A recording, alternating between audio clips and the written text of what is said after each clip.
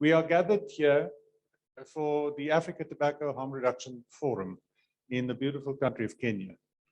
And the idea that we have decided as two organizations to have this conference, and the main purpose is to help save the lives of the 3 million smokers in Kenya and the more than 1.1 billion smokers worldwide who often do not have access to reduced risk products. So this conference is about harm reduction, which is a practice that we have employed in public health for centuries, where if in the case of cessation, it's too difficult for a smoker to quit, that you offer alternative, less harmful products in the journey towards quitting completely. In Kenya, we have 3 million smokers, and today's forum will go a long way to help switch on the lights on what is going on in Kenya, and especially as a call on government to consider and establish risk proportionate regulations so that the three basic categories of reduced risk products can be regulated risk proportionately and in a way in which it is easier for smokers in Kenya to move to these categories, to switch away from smoking and eventually to quit completely. So just 3 quick remarks before I ask Kgosi to give us an overview of the context of harm reduction in Africa. First, this is all about smoking cessation. So the GPs and health professionals in Kenya advise their smokers to quit smoking altogether. So this becomes one tool in the toolkit of health professionals for their patients who happen to smoke. And if there wasn't the possibility of using oral nicotine pouches or e-cigarettes as a way to switch away from smoking, then we shouldn't be here. We should not be busy with this. And that's the whole purpose of tobacco harm reduction, is to help prevent disease and to save the lives of those smoking cigarettes. Number 2, it's extremely important that we make use of the opportunity of COVID to learn the lessons and apply it in tobacco harm reduction. We all know that in COVID, we've managed to switch in record time towards the development and the establishment of vaccination programs worldwide, where the usual process of safety, proving the safety and efficacy of the vaccines, were accelerated in the best interest of public health. All we ask in tobacco harm reduction is that the same commitment and speed is employed in tobacco harm reduction. And then there's thirdly, we're aware of some of the good work done by Michael Bloomberg in public health worldwide and in the School of Public Health at the Johns Hopkins University in Baltimore in the US. And we applaud the good work, his philanthropy dollars and also his commitment has made to especially non-communicable disease worldwide. In the field of tobacco harm reduction, though, our call would be that by all means use all your grantees to switch on the lights where there's fraud and bribery and irregularities in the various countries of the world. But for heaven's sake, in tobacco harm reduction, let's all get around the table and discuss the science underpinning tobacco harm reduction and make sure that we do not use character assassinations to target those involved in tobacco harm reduction. Let's meet and discuss on science and make sure that science will direct the way towards the saving of lives of smokers also in Kenya. So as a first presenter, we are asking Dr. Kgosi Letlape, the president of the Africa Harm Reduction Alliance, to speak about the global context of harm reduction and specifically in Africa. And don't forget, we have 1 billion people living on this continent, 3 million smokers in Kenya alone. So it's my honor to ask Dr. Kgosi to give us an overview and an introduction to the conference today. Kgosi, please.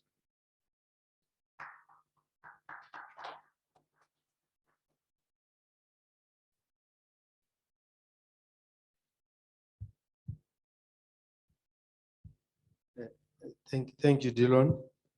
I guess my job is simple, just to give you an overview, but maybe as is necessary under these controversial topics, to introduce myself. I'm basically an ophthalmologist in private practice in Johannesburg. That's my occupation. And I'm a health activist by choice. And I've been involved in issues of harm reduction since around 2005. In fact, earlier, from around 2001, 2002, when we were dealing with HIV and AIDS back home, and I was the chair of the Medical Association. And our government had a policy of not providing ARVs. And we got involved as physicians. And with my involvement in WMA, I then got involved with patient safety, the International Association of Patient Organization, and got into harm reduction. And I sat on a panel on hand washing when we were talking about issues of patient safety, the Patient Safety Steering Committee, which was the collaboration between the US Joint Commission International and the WHO. Now, the problem with smoking is that smoking kills more people than most diseases. If you compare the number of deaths for smokers compared to the number of deaths for COVID, COVID has not even reached 8 million in nearly 2 years. Smoking kills 8 million people globally annually. So it's the greatest cause of preventable death in society. And we've known that for quite some time. We've known that since the dawn of independence in Africa. The Surgeon General report of '62 and the report from the Royal College around the same time identified the fact that people die from the chemicals that are produced by combustion. And really, that's what has always been known. And at that time, it was there was a clear link between smoking and lung cancer. And for the first time, the industry was caught out in terms of that aspect. Now, from 2005 going on, I've been involved in engagement with the tobacco industry and consulting to the industry. Because unfortunately, there's Article 5.3 in the WHO that says do not engage. And clearly, that time is a time that belongs in the past. Our fight against smoking cannot be shaped by the behavior of the industry in the past. It's not that they should not be held accountable, but they need to be engaged. In anything, when there's something that causes a problem, if you find a solution, you go to engage the people that are involved on all sides of what you are sorting out. If you exclude any parties, you will not solve the problem. Now, around 76, there's a guy called Michael Russell, he's a physician in the UK, who basically said that smokers smoke for the nicotine, but die from the tar. And basically, tar stands for total aerosol residue. It's basically all the products of combustion when you combust tobacco. And you'll see, as things turn out, that at that time, there weren't really many alternatives to combustible cigarette. We had smokeless tobacco, which was used differently in different parts of the country, either ground. In South Africa, we take it as snuff. Other areas, they chew it. And in Scandinavian countries, they took the snuff, put it in a tea bag, and created what is called snus. So those were basically the only alternatives to combustion that you had. But come the early 2000s, a guy called Hon Lee invented the modern e-cigarette. So you'll see that when the WHO started promulgating the Framework Convention to Tobacco Control, even in those statutes, they speak to the concept of harm reduction, but there weren't any products. And what you'd see in medical circles is from around the 80s, a lot of pharma companies started manufacturing nicotine. So the alternative to smoking, knowing that the smokers are addicted to the nicotine, was to provide them with nicotine in non-combustible form. So in medical sectors, we have nicotine replacement therapy. And in those, you give people nicotine in a non-combustible format, chewing gum, patches, and other ways of doing it. But with the advent of the e-cigarette in the early 2000s, there was a viable alternative. And it's gone through many iterations. There have been many innovations around it. And the problem with nicotine replacement therapy is that those that smoke don't find it enjoyable. So even though it has success, it has a high recurrence rate. Smokers will try quitting more than 20 times in their lifetime. Why so many episodes? Because most of them do not succeed and they carry on with combustibles. Now, we need to understand that when you combust a tobacco leaf, you produce more than 7,000 chemicals. And some of those chemicals are carcinogenic. Now, when you do not combust, you eliminate some of those chemicals completely. And the others that remain are greatly reduced. And that is why the alternatives to combustion are less harmful than combusting the tobacco. I mean, a cigarette is probably still the most cost-effective way of delivering nicotine. Very cheap, very effective. But we now have alternatives to combustion. And what science has shown, and I hope that when we get to the session of toxicology, those lessons will be amplified, is that the constituents have been measured in smoke. And some of them have been found to be reduced to the magnitudes of 95%. So in aggregate, the Royal College of Physicians in 2015 published an article that said vaping is 95% less harmful than smoking. Now remember that when we talk about not combustion, there are various alternatives. The commonest one that everybody talks about is electronic cigarettes, referred to commonly as vaping. But there's other technologies like heat not burn, where it's the tobacco leaf, it's heated, but not burned. With vaping, you extract the nicotine and you vaporize it with an electronic device, and that's why it's called vaping. With other forms like snus, you use the tobacco leaf, but it's pasteurized to reduce the toxic constituents like nitrosamines, and it's put between the gum and the lip, so there's no combustion. Now, one of the biggest examples that we have of reduction of harm through non-combustion is what has happened in Sweden. Interestingly enough, snus was banned in Europe on recommendations of WHO. Now, Sweden, being the major producers and being a lifestyle that had been there for more than 200 years, got an exemption. So they've been using snus. Now, snus has displaced cigarette smoking in Sweden.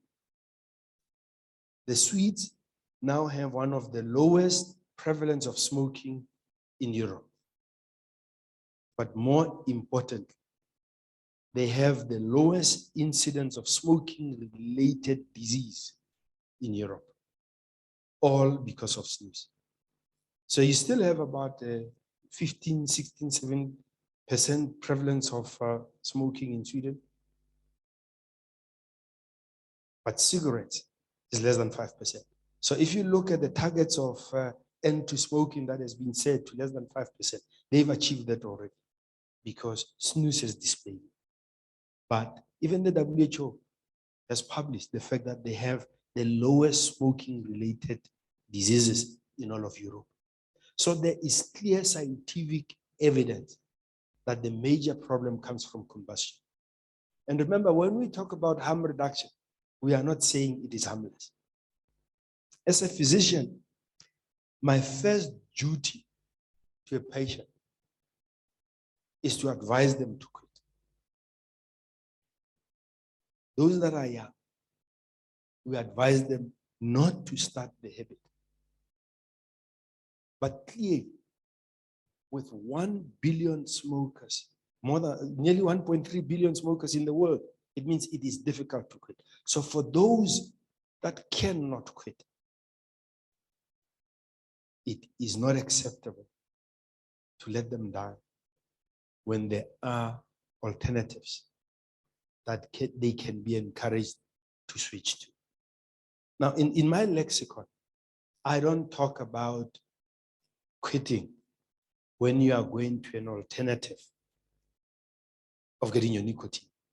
I talk of switching from one way of getting your nicotine to the other way.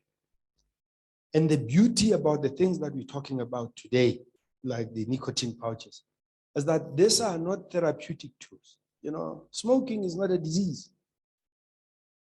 It's a social habit. And it is helpful, particularly in Africa, if the alternatives are also on a non-pharmaceutical basis. They are not treated as medicines. They are treated as alternatives so that your habit can be safer. Smoking kills 1 in 2 of its users in their lifetime. So if you can switch to something else, that's better. And what you will see, and there's many papers that show that when people switch to non-combustion, they have health improvements within a month. They breathe better, the cough disappears, and their physical fitness improves from going to alternatives.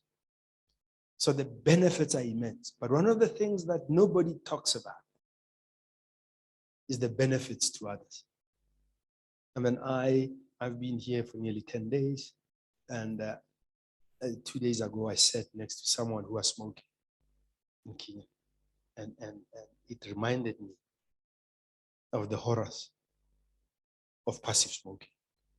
You go out there, your clothes smell, and I'm a bit allergic to it, so I don't breathe that well.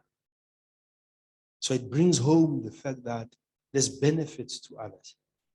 If you do not combust, it'll protect those in the household. It'll protect children. If any of you have tried to sleep in a hotel room that has been used by a smoker, it's a nightmare. Even the majority of smokers will not ask for a smoking room in a hotel. They will ask for a non-smoking room and they'll smoke elsewhere. You know, in the past, when smoking was allowed and people used to smoke in airplanes, there was a small section in the airplane for non-smoking. Guess what? Those seats were always taken up by the smokers. They would book them first.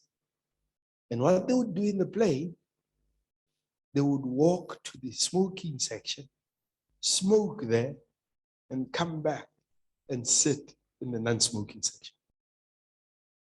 So there are other impacts of smoking because you light up fires. Besides the issue of passive smoking to others, the smelling houses, you smell yourself. And when people go to non-combustible products, they get the benefits. The benefits of not smelling, the benefits of your partner not shying away from you. I mean, the gentleman that smoked next to me 2 days ago tells a story where he sold his car to a friend. And when the friend came to collect the car, the wife went into the car and she said, "No, we're not buying this car." Because he was a smoker and it smelled of cigarettes. And he was upset. He was upset. A few years down the line, he stopped smoking.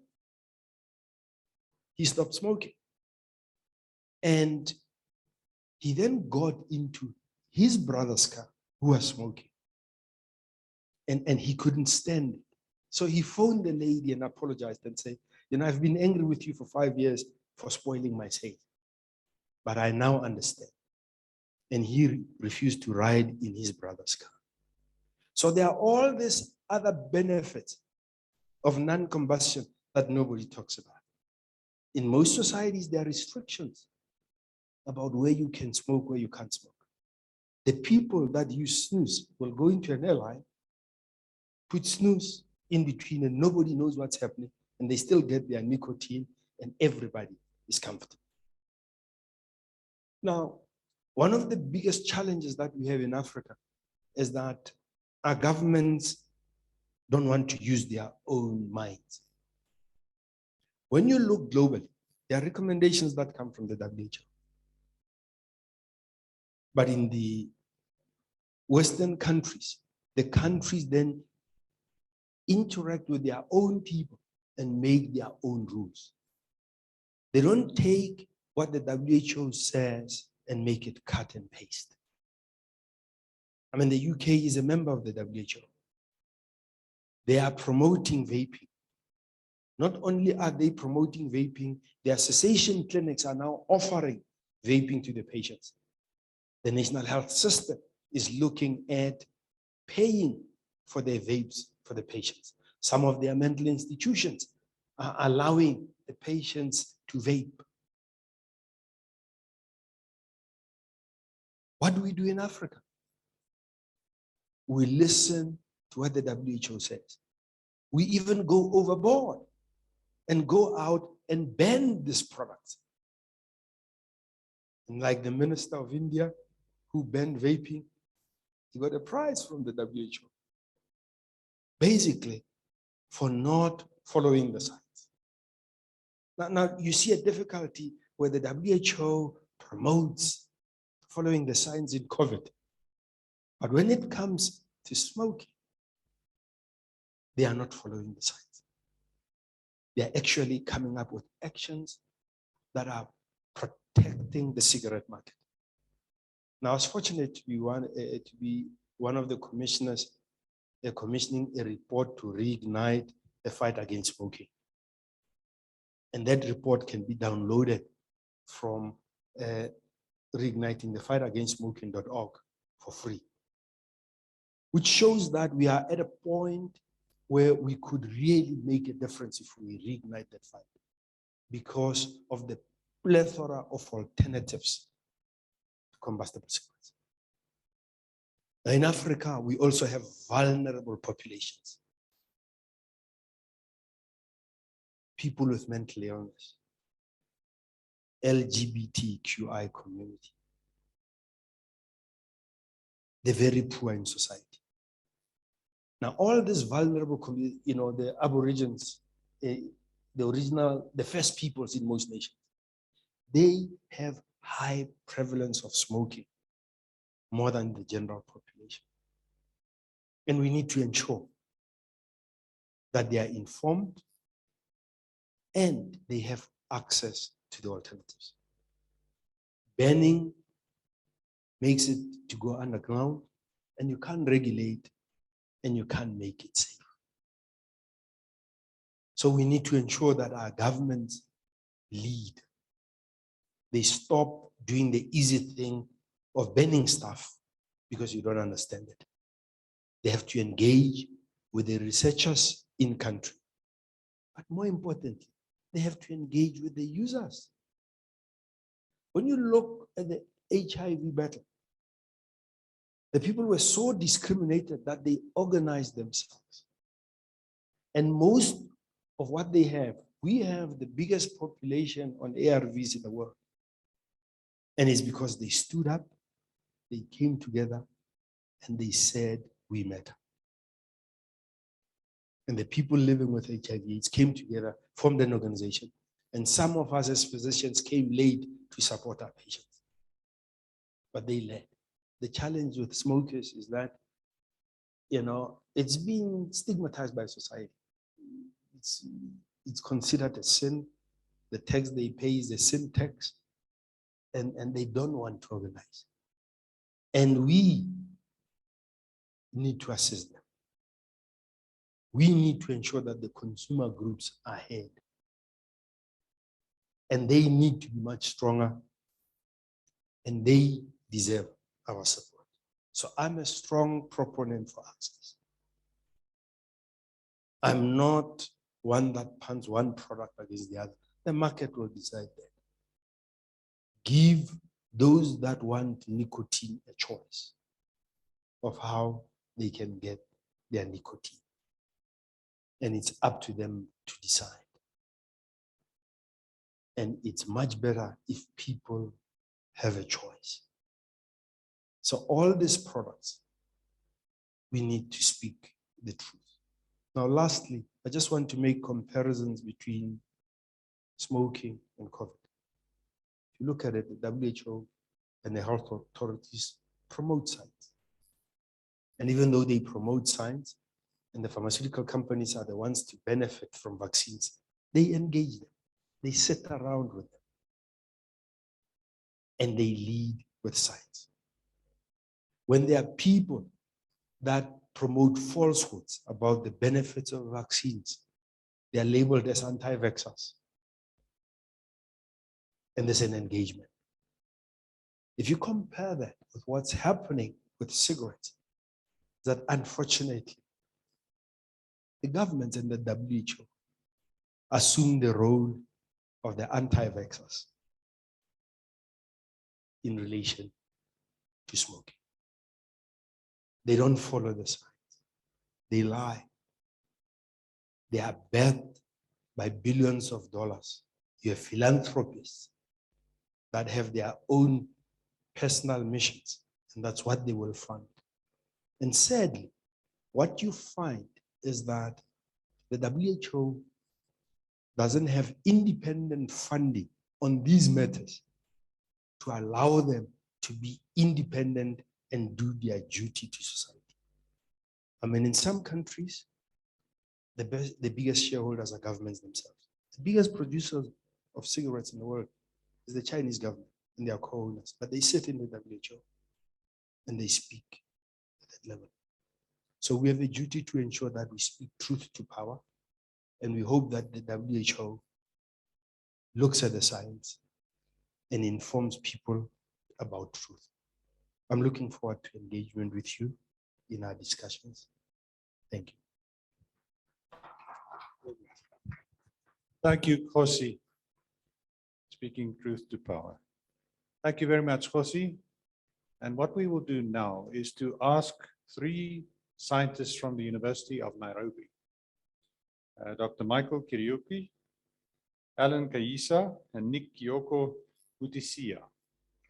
We did a very interesting study on the risks and toxicants of oral tobacco and other products that are consumed in Kenya today. And this includes the Derricott nut and khat and oral nicotine. And Michael, Nick and Alan will give us quick feedback on the study that they've done. I'm going to give Michael the microphone in front of his computer, and then he will share his screen as they go through the results with us. Thank you, Dr. Michael.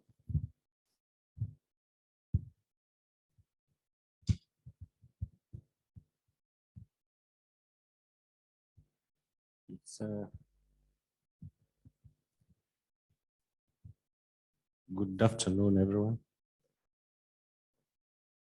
My name is Dr. Kariuki Michael from the University of Nairobi,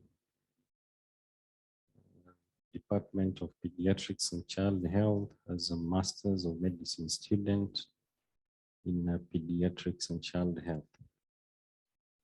Together with my colleagues who can quickly introduce themselves before we start our presentation.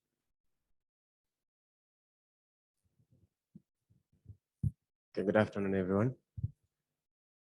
My name is Dr. Alan Kayiza, a medical doctor, also pursuing a master's degree of medicine in the Department of Pediatrics and Child Health in University of Nairobi. Good afternoon. My name is Nick Kioko.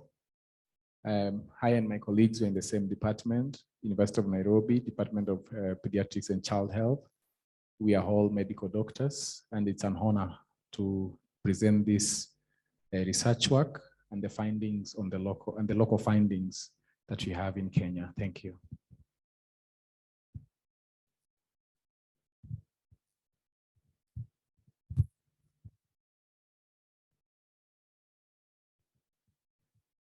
Thank you. Thank you very much. Just waiting for the slides to load.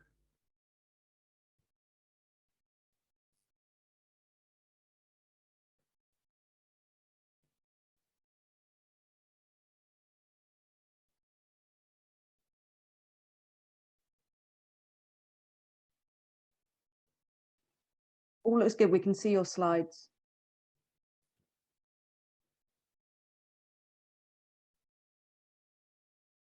Looks good. We can see your slides. Thank you. Thank you very much. So, as I said, I'm Dr. Kariuki and my two colleagues, and we're here to briefly introduce a study that we did last year. And the main topic, or rather, we were trying to find out what are these smokeless tobacco products that are Kenyans using. And interestingly, we did find out that Kenyans are choosing oral anisottoxicant products that have a higher cancer risk. And the title of our study was a review of the risks and toxicants of smokeless tobacco, areca nut, khat, and nicotine products. So just a brief introduction. The majority of smokeless psychopharmacologically active products used in Kenya are essentially locally produced, with a small number of them being imported.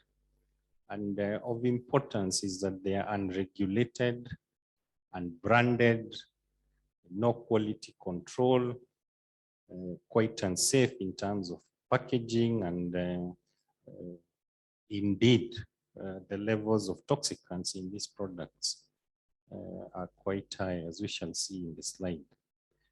We do not have adequate studies demonstrating the carcinogenicity of these products locally, and we were able to draw quite a number of studies that have been done in Africa, Asia, and the Arab world, together with the Americas. And we will briefly state what we were able to find out from this review that we did. What are these products? These products, as we said, are mainly locally produced, and quite a few of them are imported, especially from the Asian countries, and we shall see which are these products. And they mainly include oral and nasal products that contain areca nut, such as betel quid, which is known as pan or pan, and khat, which we locally call here miraa, Kenyan language. And we also do have locally chewed tobaccos, which has been chewed for decades by Kenyans.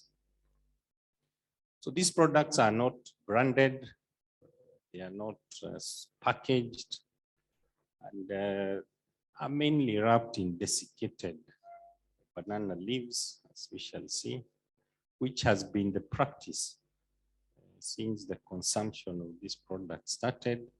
And most of the imported products are packaged, but they contain very minimal information on what they have or the constituents products. And these are mainly chewed tobacco, which is mainly imported from India, and areca nut, which is called gutka. And the retail sales of these products is relatively small, with most of the market being unaccounted for. But we have seen an increase in the consumption of these products, especially during the COVID time. And more people are consuming these products in this country. So what are the demographics? Who are these people consuming? We very know well that according to a 2015 study done by WHO, smoking rates in Kenya, males smoked more than females. And we did have a young age group, 20 to 29, with quite low smoking rates at 7.4%. And this increases as the age goes up, with 12.6% between 30 to 39 years, 40 to 49 years covering 12.8%, 50 to 59 years, 11.6%, and quite a high proportion of smokers aged between 60 to 69, as per 2015 tobacco survey done in Kenya. Who are these users of these smokeless tobacco products? And one of the study showed that comprising about 163 individuals, or rather 4,484 respondents, 163 of them, which is about 3.6%, were using these products, mainly betel quid, or what is known as pan. And the users comprised 4%. Males were using more than the female, and the use of the smokeless tobacco increased steadily with age, just like we have seen with the smoking WHO tobacco study, that between the age group of 60 to 69 years, we had about 8.9% of consumers of these products falling into that age group.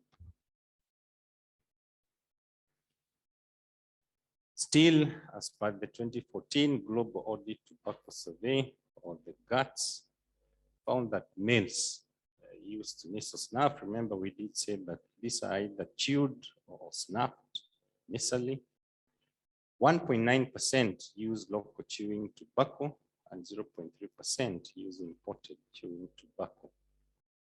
In contrast, chewing tobacco comprised about 2.3% more than the snuff, which means more Kenyans are actually chewing tobacco more than they are using it intranasally.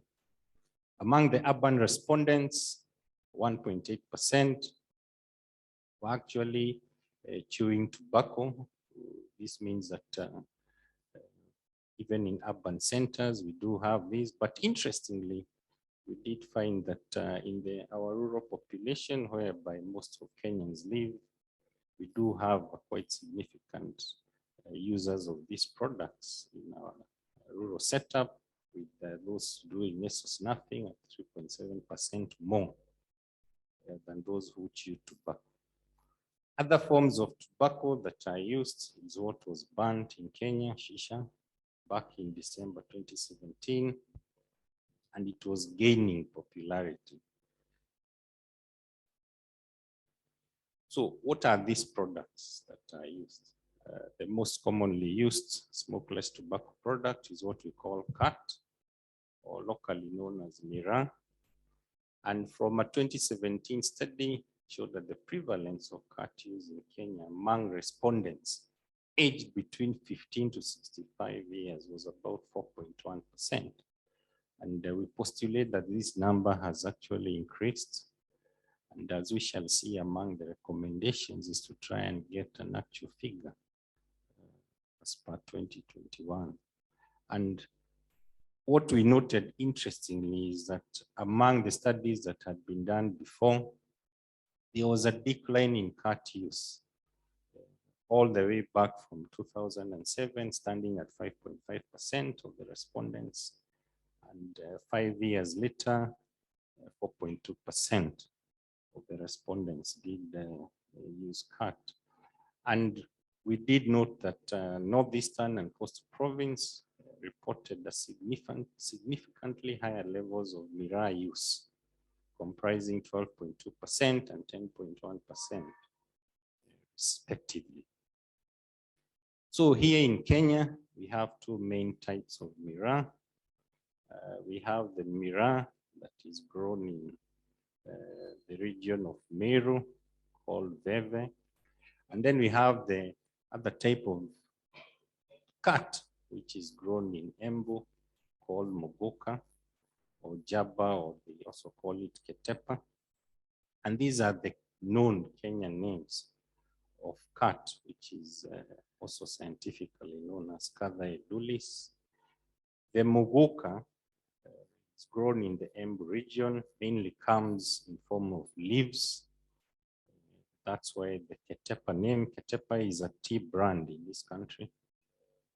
And the mogoka users, they chew the freshly plucked buds and soft leaves, in contrast to the miraa chewers who chew the twig. They tend to get the bark from the twig more than the leaves.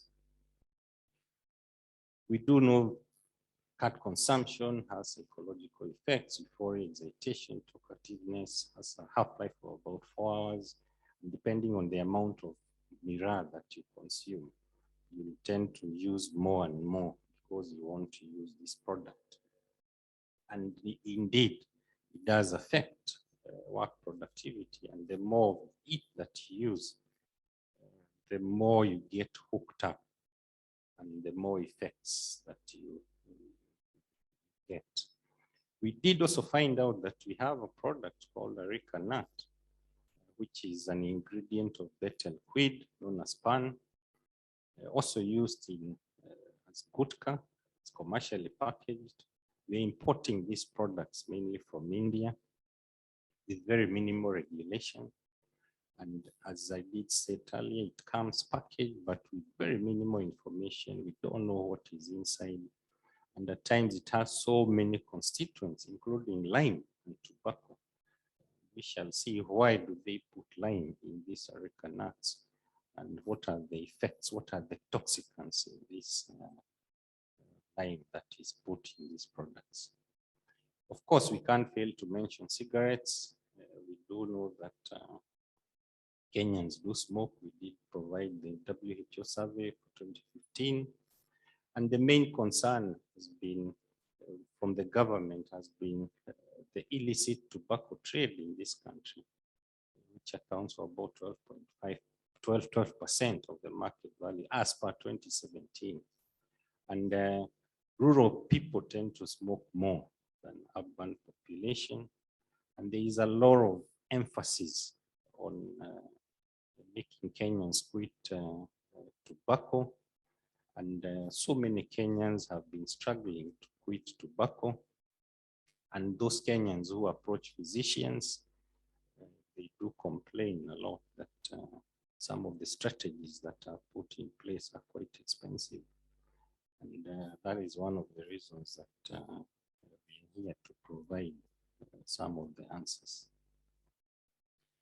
Chavez is another Kenyan product that is locally snapped. It can be chewed or intranasally put, and it is commonly referred in Kenyan setup as ogoro or strong sugar or guasma or zindegi in Mombasa, and also called roara or mbake in various ethnic groups in Kenya. When you mention mbake, people will tend to know exactly what you're talking about. And it is usually wrapped in desiccated banana leaves.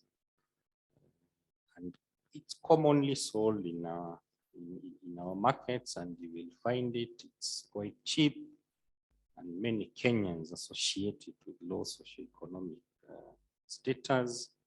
And people are very secretive when they are consuming this product. Ndovo is another chewed tobacco, also referred to as kuber or tambu. And there are various variations of this form, and some of these locally chewed tobacco are contaminated with heroin, as we shall see what we were able to gather from the study. Pan is another product that is used in Kenya, also called katechu. It's a mixture of areca nuts together with some additives, mint, slaked lime, and we shall see what are the effects of these additives, what are the toxicants that Kenyans are exposing themselves to when they are causing, or rather when they are using these products that are mixed with other products. Kuber is another form. We all know Kuber, mainly used in urban setups, mainly imported from India. Similarly with Mirage, also an imported product, packaged with very minimal information.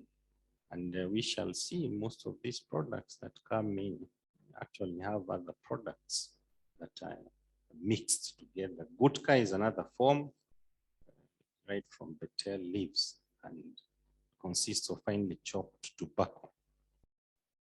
So in overall, we have our Ndovu, Chavez, and Pan being products that are used in the country, and we shall see the toxicology components of these products. Then we have our modern oral nicotine products. Of course, we all know nicotine replacement therapies. These are products that have been known to be safe with no evidence of lung or gastrointestinal or oral cancer associated with their use, and are actually recommended for cessation of smoking.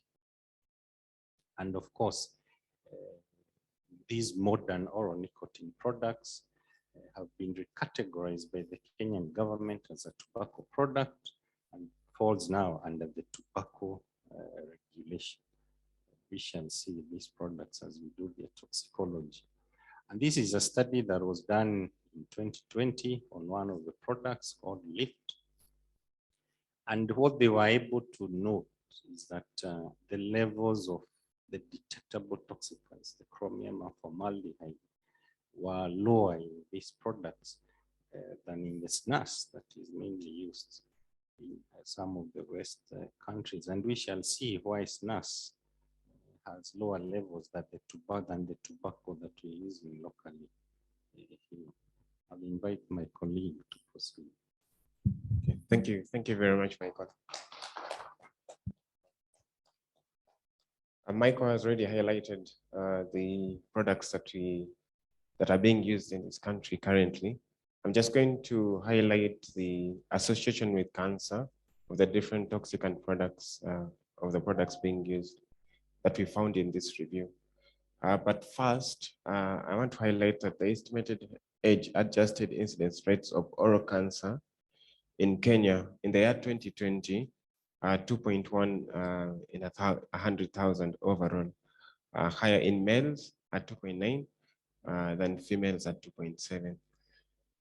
And there are also lower rates that have been reported in other parts of the world, including India and the US. And most of these differences have been reported because of the different risk factors in these regions. The oral cancer rates in our country, however, and also in other parts of the sub-Saharan parts of Africa, are underreported due to the limitations we have in our cancer registries.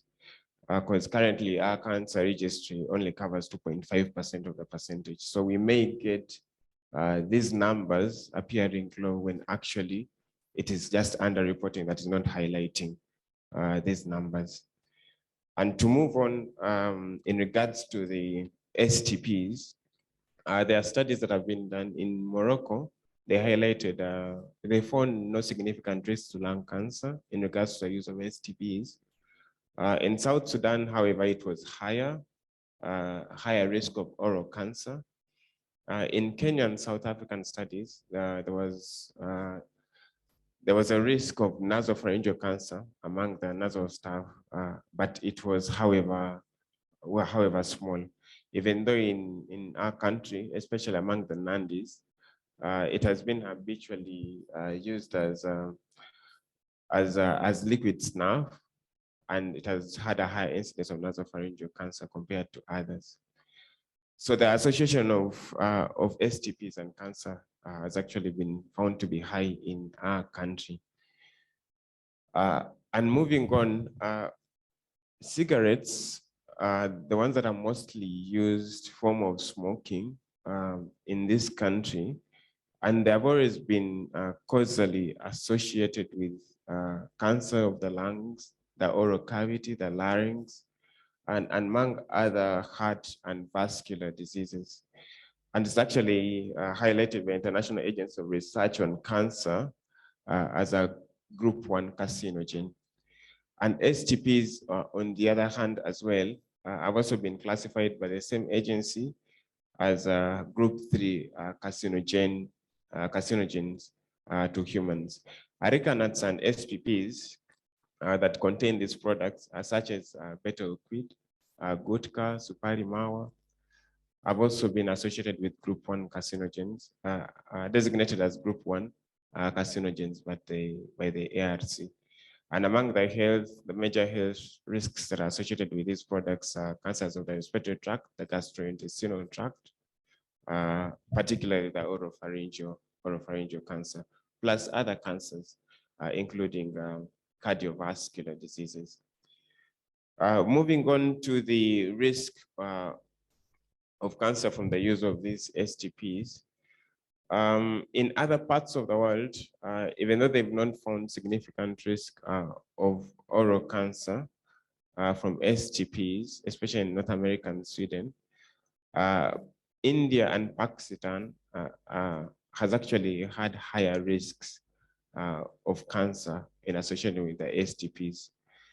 And the association of low risk oropharyngeal cancer of STPs in the US may be due to the increasing prevalence or the lower risk use of lower risk products, including the moist stuff and the moist snuff and the chewing tobacco, which have replaced now the higher risk variants of using dry snuffs and are no longer popular in that population currently. In Sweden, now with the more near universal use of SNAS, they've had a low oral cancer, or together with the other cancers we talked about, risk.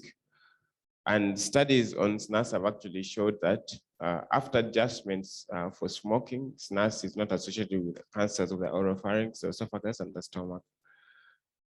On an oral condition called as snuff deepest lesion, which occurs on the oral mucosa, including the gums, is quite common among these users, but it's reversible and usually doesn't predict a risk of oral cancer.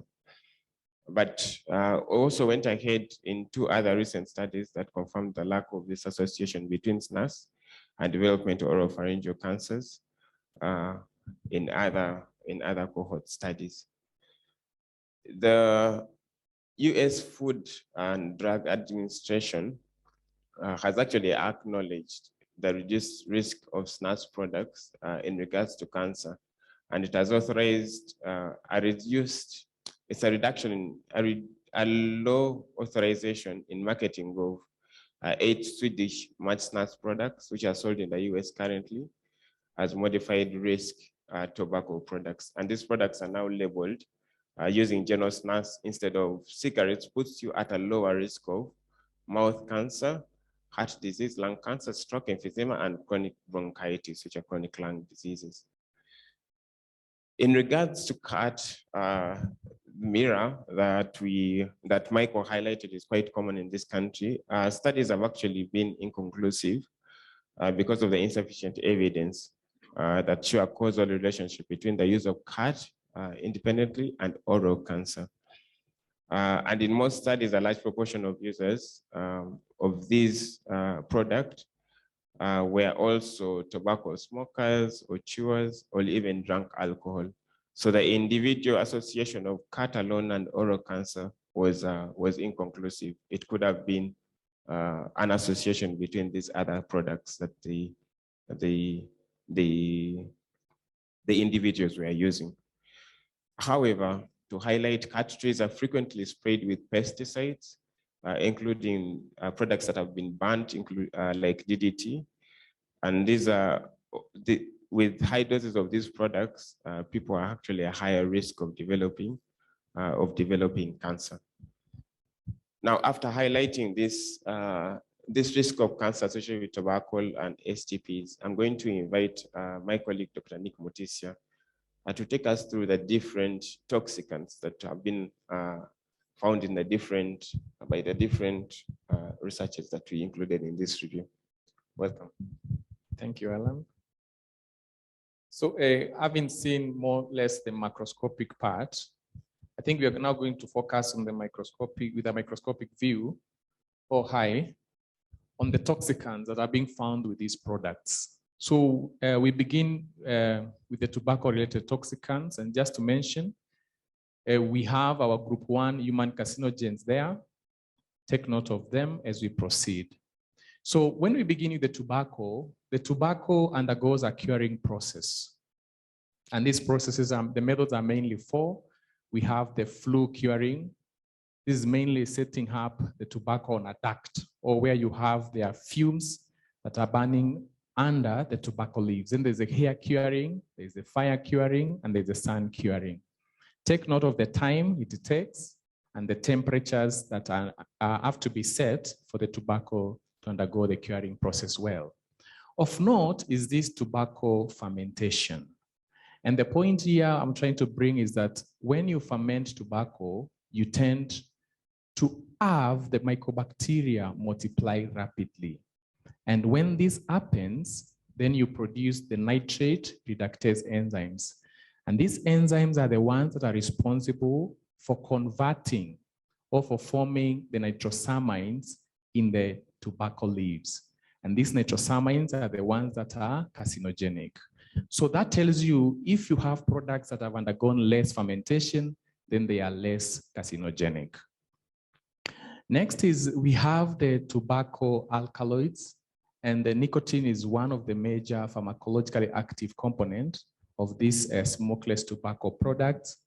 And here there is one thing that we need to bring to your attention is that for the free nicotine, what we call the unprotonated nicotine is the one that makes the user to be more addictive, to feel the kick of using these. And for it to be well unprotonated, then you need to have a good pH on the product. And we're going to look at and see there are different products that have higher pHs so that you can have a lot of unprotonated or free nicotine so that you can have the users getting this effect as fast as possible. So for example, if we have some of the products that have a pH that is ranging between 5 to 6. These are a bit acidic. And so they have less of the unprotonated tobacco, unprotonated nicotine. So when you look at what happens to the market, because now the seller understands that for me to have the consumers use this nicotine, I need them to have a lot of unprotonated. So they increase the pH more by adding these additives, or we are going to have a look at the additives so that you can have more of the unprotonated nicotine. So what you're looking at there in front of you is a diagram that is showing on your left, on the y-axis, you have the pH, and then on the x-axis, you have the different products. Of note, I want to go to the Sudan product, the Tupac, for example. So you can see the Tupac is having a higher pH. pH is running all the way to 10. And this is to try to have a lot of unprotonated nicotine so that the user will feel the kick as fast as possible. And that is the effect we are seeing. And as we have seen, our snus, the Swedish snus that we have been saying is less harmful. You can see it is less acidic. It is more acidic in terms of pH, and that tells you the free nicotine is less on this product. Next, you have, when you look at the nicotine levels on these products, for example, still focusing on our neighbors, the product we get from Sudan on Tupac, you can see there's a lot of nicotine on it when you compare still to the snus from Sweden. So the studies have been done on the nicotine levels in some of the smokeless tobacco products in Kenya. And just to have a look, you can see from the samples that have been done, for example, from Ndovu, from 22 samples, the nicotine level was found to be 3.4. However, it is very important to note that there is really no any good, as a clinician, there is no any beneficial level of nicotine to your body. When you look at the nicotine levels in some of the other products, so for example, from Velo and the Lift, we had the levels ranged from 4 to 12 milligrams per pouch. From the nicotine replacement therapies, we have from the gum and the lozenges, so they are 2 to 4 milligrams. Then from the areca alkaloids, we have, the areca nuts have been found to have these alkaloids, and of note, the psychoactive component is the arecolin, and they tend to react with the nitrite. And this forms nitrosamines. Whenever you hear nitrosamines, then you know it is carcinogenic, and that makes this areca product very dangerous. So when we look at the nitrosamines, as we say, they are group 1 carcinogens. And just to mention, there are a few there. You have the NNN, NNK. We will not go deep into that. But the point here is they result from nitrosation of tobacco alkaloids during curing, fermentation, and storage.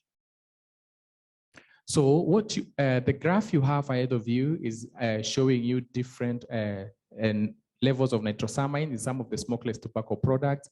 And when you look at the snus from Sweden, the reason why we are really saying it's less harmful, you can see the nitrosamines that are carcinogenic, their levels are way less. Look at 390 compared to the Tumpak, the one from Sudan, which is 421,000. You can imagine how many times of nitrosamine this is in comparison to this. And hence, this is more carcinogenic. So we in khat, really, they have never been reported. Nitrosamines have not been reported. And this is because most of the consumers tend to consume it as a fresh product from the farm. So it is not undergoing the process of fermentation. There's no any place where we're having bacteria multiply and even having the nitrosamine coming in place. However, we need more study on this area. Then when we look at the N-nitro products, other than the TSNA and ASNA, really none of the modern nicotine products contained any detectable levels of nitrosamines, which we are saying are carcinogenic. So from areca nut and khat toxicants, there is no list of toxicants that have been published so far, and this is an area that needs more study. What we know is that, as I've said, areca nuts contain several alkaloids that are under group B of human carcinogenic, and emphasis needs to be paid on this. Of note is that tobacco and areca nut and khat, they can take minerals from the soil. So those who are planted from sites like Yemen, where you are having the bombing and all that, where there is exposure to radionuclides, consumers may be exposed to them. Despite the product being less harmful, then you may have them getting these carcinogens through the consumption of the products. Then we look at the polycyclic aromatic hydrocarbons. These are other toxicants that have been found on these products. And for them, they happen during contamination. The contamination occurs from combustion sources. So when they are preparing these products. And overall, and of note, there has been 86 PHAs that have been reported. And the PAP is the benzopyrene, is one that have been classified or known to be a human carcinogen. The rest have been grouped into group 2 and group 3. The other toxicants that have been found on this product is metals and metalloids. And just to mention, from NRT, gum, and lozenge, really, we have found traces of chromium and nickel have been found, but there have been no levels of arsenic, cadmium, or lead. When you look at the Velo or the Lift, there has been no detectable levels of these metals highlighted there, except traces of chromium. In the areca nuts, we look, their copper levels have been of concern, which have been found, and they are being associated with precancerous oral submucous fibrosis among consumers of areca nut. The other toxicants that have been found in these products is these alkaline additives. And of note, just to mention that as I highlighted there, you can see the most common additives have been mentioned there. However, depending on the source, the alkaline additives can contain trace elements and may contribute to the overall toxicant level. When you look at radionuclides, as I highlighted, it depends mostly with the site. And these ones, like uranium, these ones are really in the group 1 carcinogenic level. But in the products, So in NRT, gum, and lozenges, no results have been found.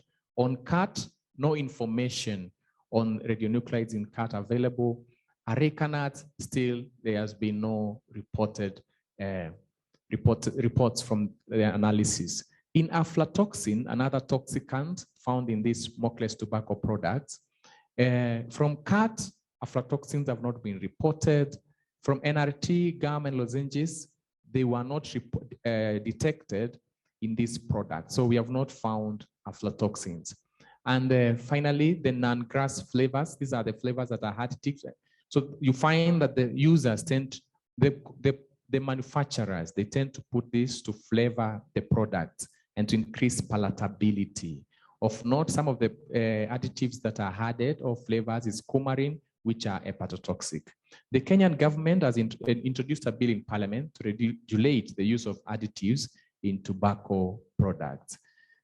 So from here, I invite my colleague, Dr. Michael, to give the conclusion and the recommendations. Thank you. Yeah, thank you. Thank you very much. So to conclude, what are we trying to say? We are trying to say that Kenyans are consuming these products, and we need the government to come in first and foremost to recognize that these products are as risky as any promotion of tobacco cessation in terms of the toxicants. We know that the tobacco regulations by WHO focus a lot on cigarettes, and we are bringing the authorities to attention that the tobacco regulation carcinogens are being found in these smokeless tobacco products, which we very well know that are unregulated. And we need to call to action to have a critical look at these products, especially starting off with local studies, in-depth studies, that should be done, most current. And we need to know what are Kenyans consuming, and as they consume these products, are these carcinogens, the group 1, group 2, the polycyclic hydrocarbons, the non-grass products, the aflatoxins, are they there, so that we also direct attention to the smokeless tobacco products, just as much as we have a lot of attention on cigarette smoking, so that we don't forget.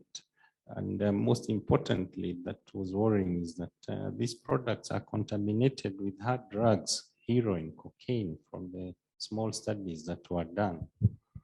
And we also need to have an environmental in-depth study on the effects of these products, just as much as we have a lot of studies on smoked products. And we need to lobby our authorities, more importantly, to regulate these products and make them safe, just as much as there are lots of calls to make people quit smoking, and a lot of emphasis on nicotine replacement therapies that whose efforts are really going up and up globally to assist smokers quit, because I mean, there is enough evidence to show that smoking has a lot of effects, and the recommended therapies are actually helping smokers to quit. And we cannot forget to say that nicotine replacement therapies is one of them. I mean, as physicians who are approached by smokers who want to quit, and once we subject them to what is known as the Fagerstrom test, and we try to group them up into, or rather to score them in terms of high, low, and all that, we see that some of the pharmacological products that are recommended even by CDC, the nicotine replacement therapies, on top of other pharmaceutical products. We have a very recent product that is in the market though recently withdrawn. We all know about varenicline and bupropion. And there is no doubt at all that the nicotine replacement therapies, if done well, if made affordable. I once was approached by a smoker who had smoked for more than 40 years. And when we got together as clinicians and we introduced nicotine replacement therapies, the biggest problem was the affordability. The chances of this smoker relapsing. We want these products made available for those smokers who want to quit. And we are saying as scientists, we need these studies locally so that we can also show that these smokeless tobacco products are as equally harmful as any other smoked product. Thank you very much.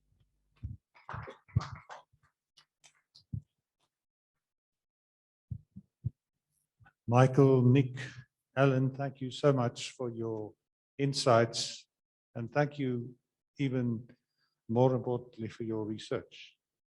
As physicians in Kenya, you are part of a very important leadership and thought leadership in this field. And what we have found worldwide is that because health professionals have not become involved, especially as researchers, there's a poverty of knowledge. And more importantly, there's a poverty of risk communication. And I thought you did brilliantly in explaining to us what smokeless tobacco products are being used every day in Kenya. And to your last points, Michael, it highlighted the fact that if you have a situation where there is no risk proportionate regulation, there is no proper research on the safety of these products, that eventually it would lead to a situation where the population would have no idea through proper regulation what products can be used safely or not. Maybe just one question. The youth use of the smokeless tobacco products. Can you give us an idea of the prevalence of the use of these products by the youth and how the government or how regulation is helping to deter that? Yeah, thank you very much. The only studies that we have are dated back in 2017 and 2015, and that is why we are calling upon studies to evaluate, because we feel, or rather we postulate as scientists, that the use of these smokeless tobacco products has actually increased.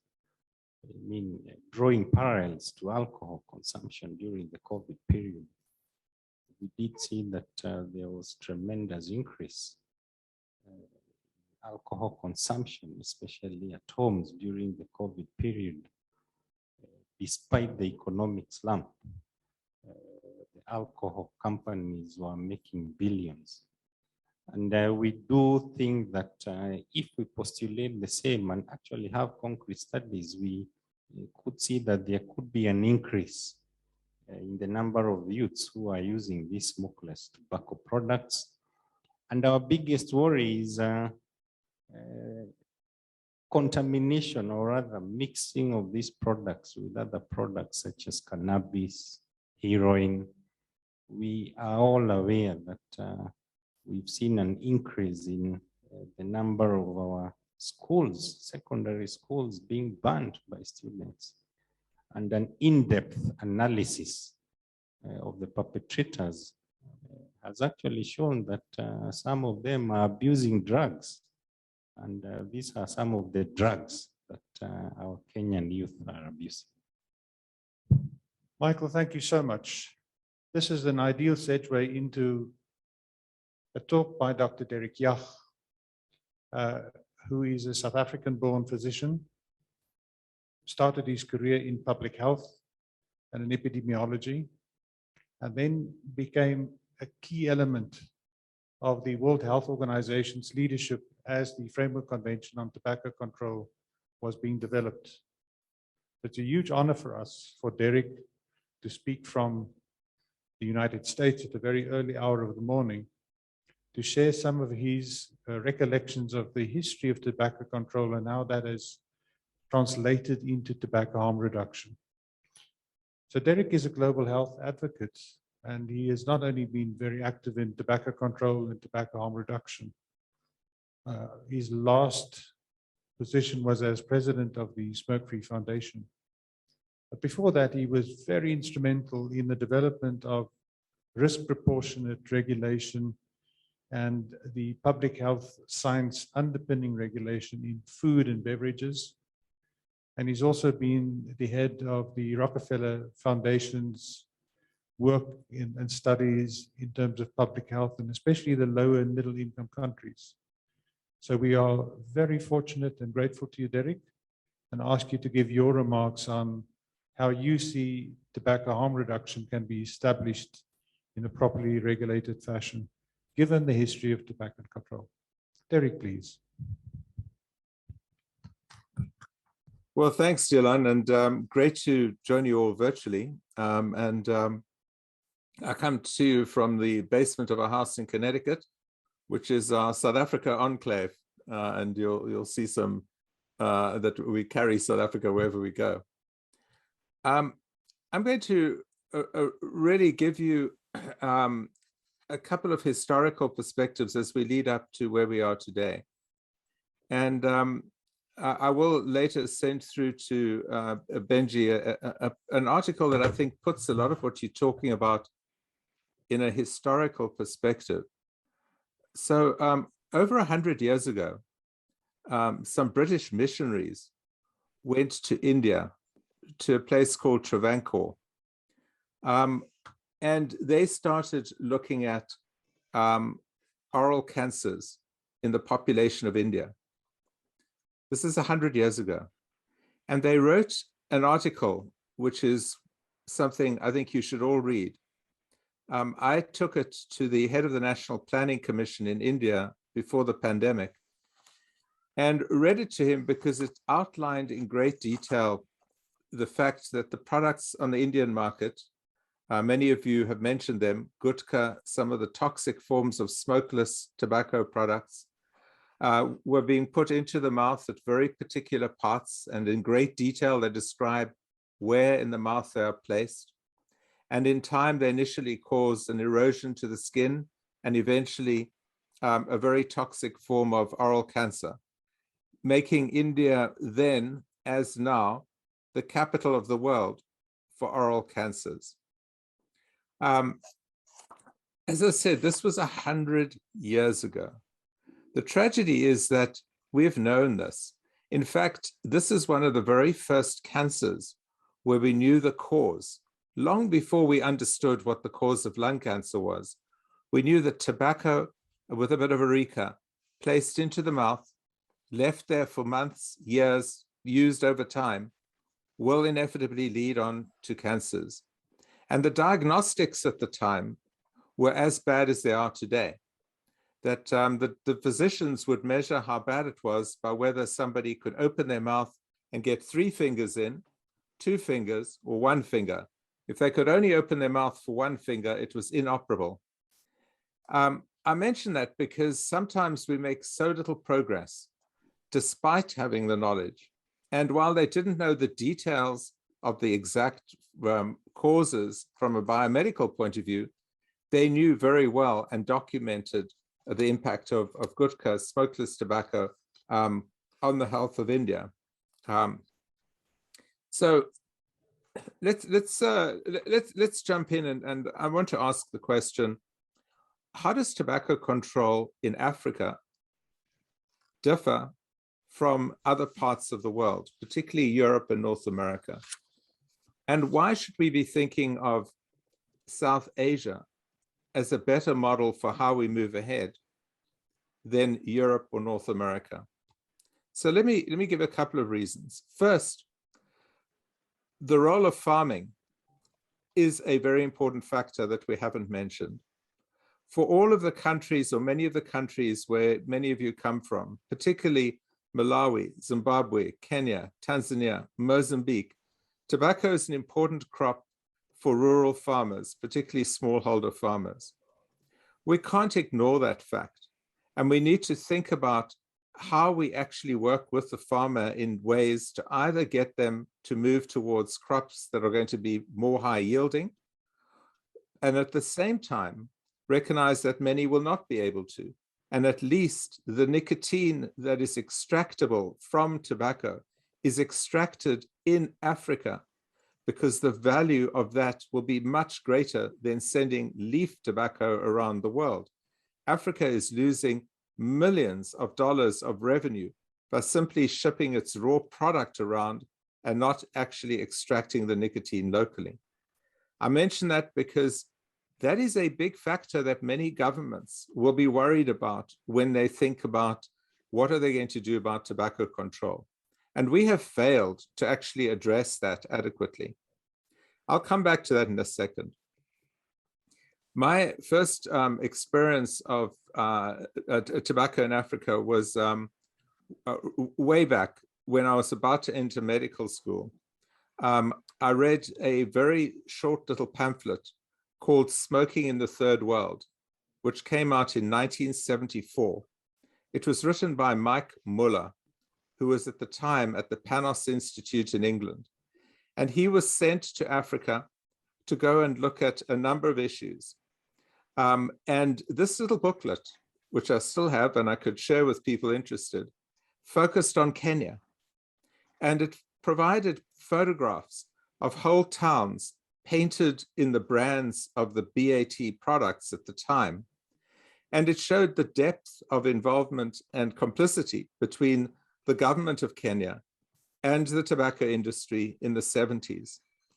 It was quite a devastating piece, which didn't really get much traction or interest. By the way, Mike Muller eventually went back to South Africa and became the first Director General in the Mandela government, heading water affairs, and he's now Professor Emeritus. But he spotlighted the need in the 70s for us to think differently about how we address tobacco control in Africa, well before anybody else did. And I think we forget that with a great deal of problems. I started re-looking at this in the 80s.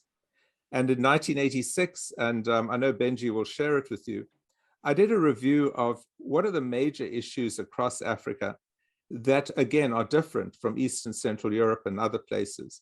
And there's several. Besides farming, there's the fact that there are comorbidities, health conditions associated with tobacco in Africa that are not really important in the rest of the world. And let me just give you three. Tuberculosis. I don't have to tell anybody in this audience that TB is a major cause of death and disease on the continent, and that 60 to 70% of people with TB smoke. Yet virtually nowhere in the world is there an opportunity to treat TB and at the same time treat the underlying tobacco issues that most TB patients will have. Which means that when you send the TB patient out having treated their TB, they will go on to die of a tobacco-related cause of death. This is something uniquely important in an African setting. And I believe, as I'll get to it, that oral tobacco products offer a real solution to be alongside rifampicin and the other TB drugs for a number of reasons. The second condition, which is still a problem, particularly, again, in parts of Kenya, every country north of South Africa, is schistosomiasis, where we have known for decades that bladder cancer rates are substantially higher among the smoker than among the non-smoker exposed to schistosomiasis. And yet, I'm unaware of any substantial research or substantial effort made to think about how you intervene, and bladder cancer still remains an important factor in many of the parts of Africa where it becomes impossible to remove schisto from the rivers and streams and lakes where it is so common. The third area is the relationship between smoking and occupational exposure, particularly to mining and asbestos. We know that the combination of silica exposure and the combination of asbestos exposure and smoking multiplies the effect of tobacco, both in the lung and in the rest of the body. And yet, very few studies and efforts are being made outside of South Africa in the 60s to really address this and to double down on finding ways to ensure that the mining population, those exposed to asbestos, are the ones that are preferentially given access to, in this case, oral tobacco products, so that they won't have the double exposure coming from the carcinogens of tobacco. I mention that because all of those are examples of issues that are off the global agenda. Nobody's particularly interested in them, yet they are particularly important in an African setting. In 1993, we started talking about some of these things in the first, and I think the only serious all-Africa meeting on tobacco control held in Harare. And I was the co-chair with the then Minister of Health of Zimbabwe, Tim Stamps. It was, I think, a very interesting meeting. It was the first time that tobacco growers were brought together with the public health community. And we had representatives from about 40 countries. We had Jimmy Carter had sent a personal video calling on the ministers of health of Africa to take tobacco seriously. And I think many of you realize that all those years ago, Jimmy Carter was seen as really a god for the way he was starting to address the health of Africans, particularly through the ivermectin program with Merck in West Africa. It was a good meeting and led to the development of an All-Africa Commission, which I initially chaired, and then Wally Muna from Cameroon took over. And what became important was that the meeting was galvanized the interests of tobacco control people in Africa at a time when tobacco was not seen as an important issue. Infectious diseases dominated all the debates, all the discussions, and all the political space. Well, that coalition became very important when the Framework Convention was being negotiated a few years later. And in fact, I would argue that it was the African delegation that really led the way for some of the strongest provisions to appear in the Framework Convention, which makes it all the more ironic that some of the most African-specific needs of the convention have never been addressed, particularly those related to alternative funding for farmers and funding for R&D in all countries. That still remains a big issue. And while the Framework Convention has made some progress on some issues, it's actually driven back the focus on funding for research. And of course, as you know, we'll hear, ignored totally the importance of harm reduction, and in fact gone 180 degrees in the opposite direction, even though it was there right from the beginning. Another reason why Africa differs from the rest of particularly the developed world is based on the simple epidemiology and prevalence realities. So if people really want to talk about tobacco, I'm an epidemiologist originally, and I really believe one needs to know the numbers to start. So in the Lancet last year, two major reviews came out. One, a global review of chewing tobacco prevalence, use, and impact around the world.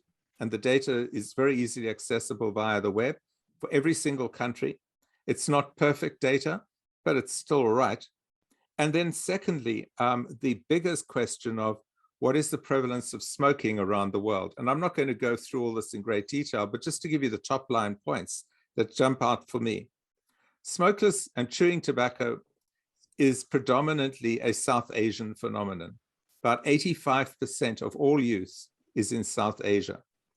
As many of you have already highlighted, there are a range of toxic products. Khat, by the way, I don't put in the category. It isn't actually a tobacco product, so that is a separate issue. But the gutkas and the pan masalas and the mixtures with areca nut, all of those are obviously fall into this category. And they talk about oral cancers in great detail. For Africa, use, as you showed, is low to extremely low, except in Madagascar, where I think it is worthwhile looking in a great deal more detail at the fact that Madagascar being the bridge to, particularly to India and to many of the other Asian countries, it's not surprising that you've had historical trade routes, and we can expect those to grow.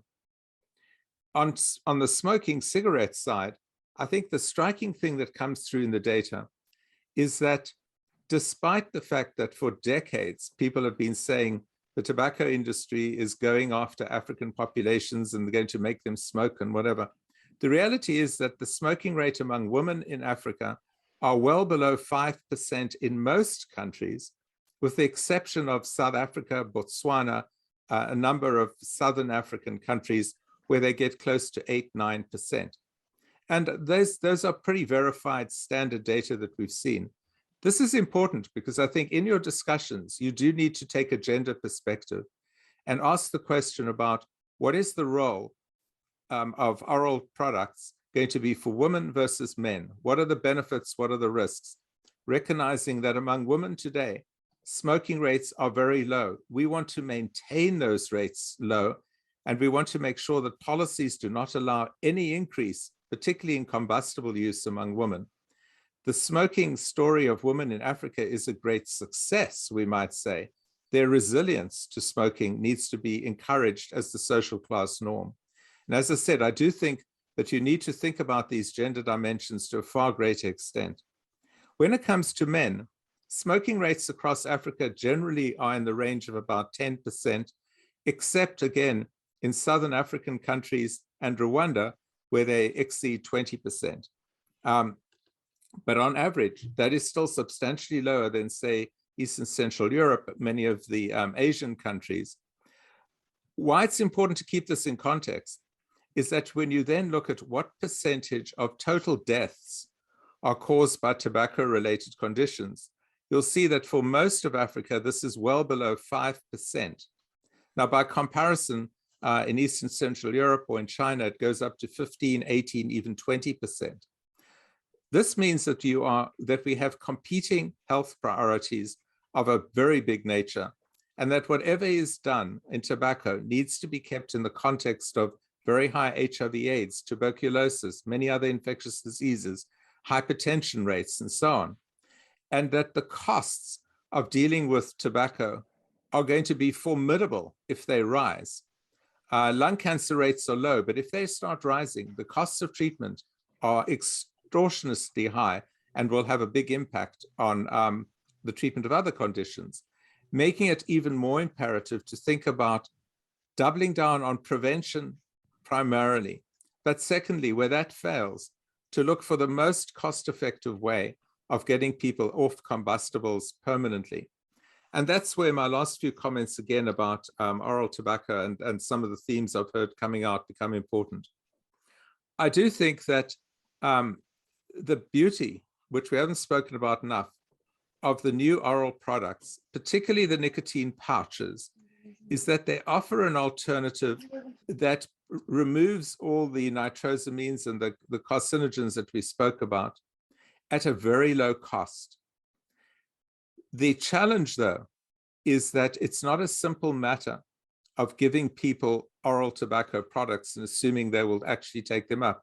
I spent many years working for PepsiCo in the food industry, and I know that issues of taste, flavor, the feel of it in your mouth are the dominant reasons why people eat and consume certain products. Anything going into the mouth needs to be thought through in terms of the flavor, the benefits, and the pleasure that people get from it. And that is where many of those in the public health sector have very little insight. It's not a question of just having the pharmaceutically active nicotine available.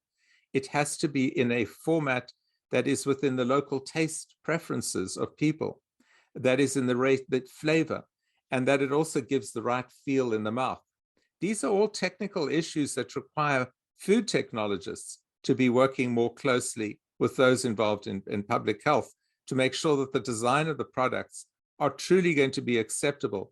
If they are, I do believe that we are seeing good and promising results coming from around the world, that people who are formerly using combustible products are willing and able to try an oral nicotine product. And it's not just those using the toxic oral nicotine products who are going to move to the new ones, but those also on the combustible. And that's where we'll get the biggest win.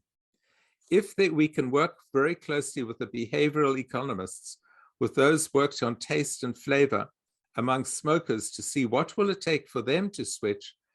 If we succeed, we will actually be able to ensure the biggest reduction in oral cancer ever, and permanently, one hopes.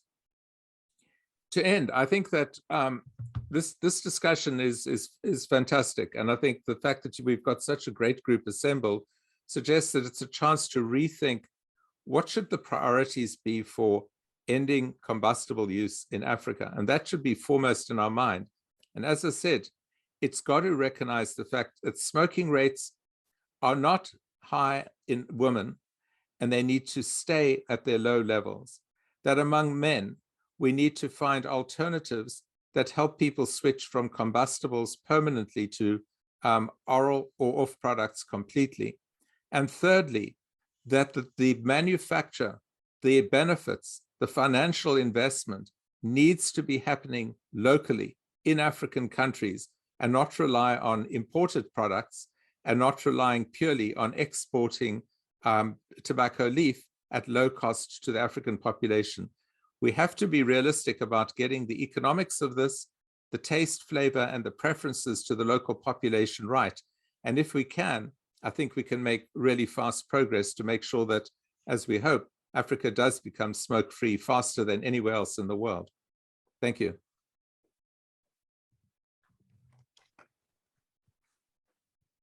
Derek, thank you so much. That was deep experience speaking. And on behalf of our audience here, a big thank you. And I'd just like to ask, as we reconfigure the panel discussion, are there any questions to Derek from the floor that I can relate to him? Or if I could ask actually that you keep the question and then we will immediately start with our panel discussion so that we can capture. Michael, if you could join us here at this table. Perhaps you can just move the camera around to see all of our panelists. Well, we've had a tremendous morning so far, and it's a pleasure now to ask our panel to respond to some questions that we have online and also to some of the questions here. Just for our patient audience, I assure you that we will have lunch after the panel discussion, but we thought that we would do the panel discussion first to make sure that Clive and Derek, that we have them before we have our break.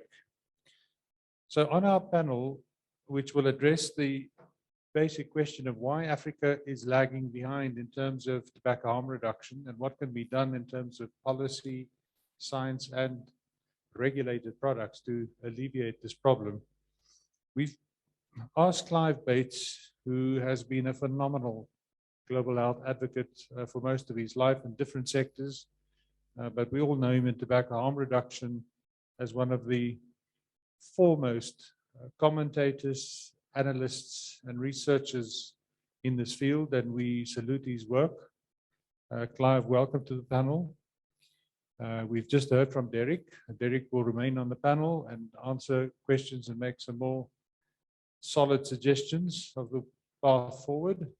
We have Michael Kariuki, and we have Joseph Magero, who's the president of Campaign for Safer Alternatives, Dr. Kgosi Letlape, and then it's a pleasure to welcome Aishat Jumoke Alaran, who is a board member of the Campaign for Safer Alternatives in Kenya.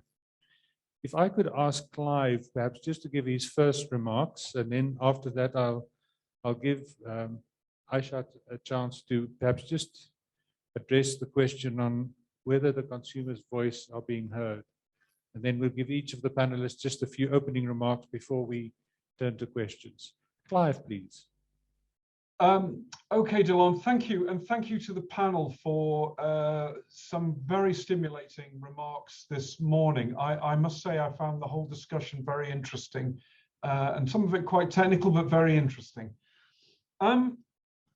Let me just say what I think we need to achieve in African countries. I'm speaking from Nigeria at the moment, by the way, so I feel somewhat connected. But let me just start by saying I think the first thing that we need is clarity about goals.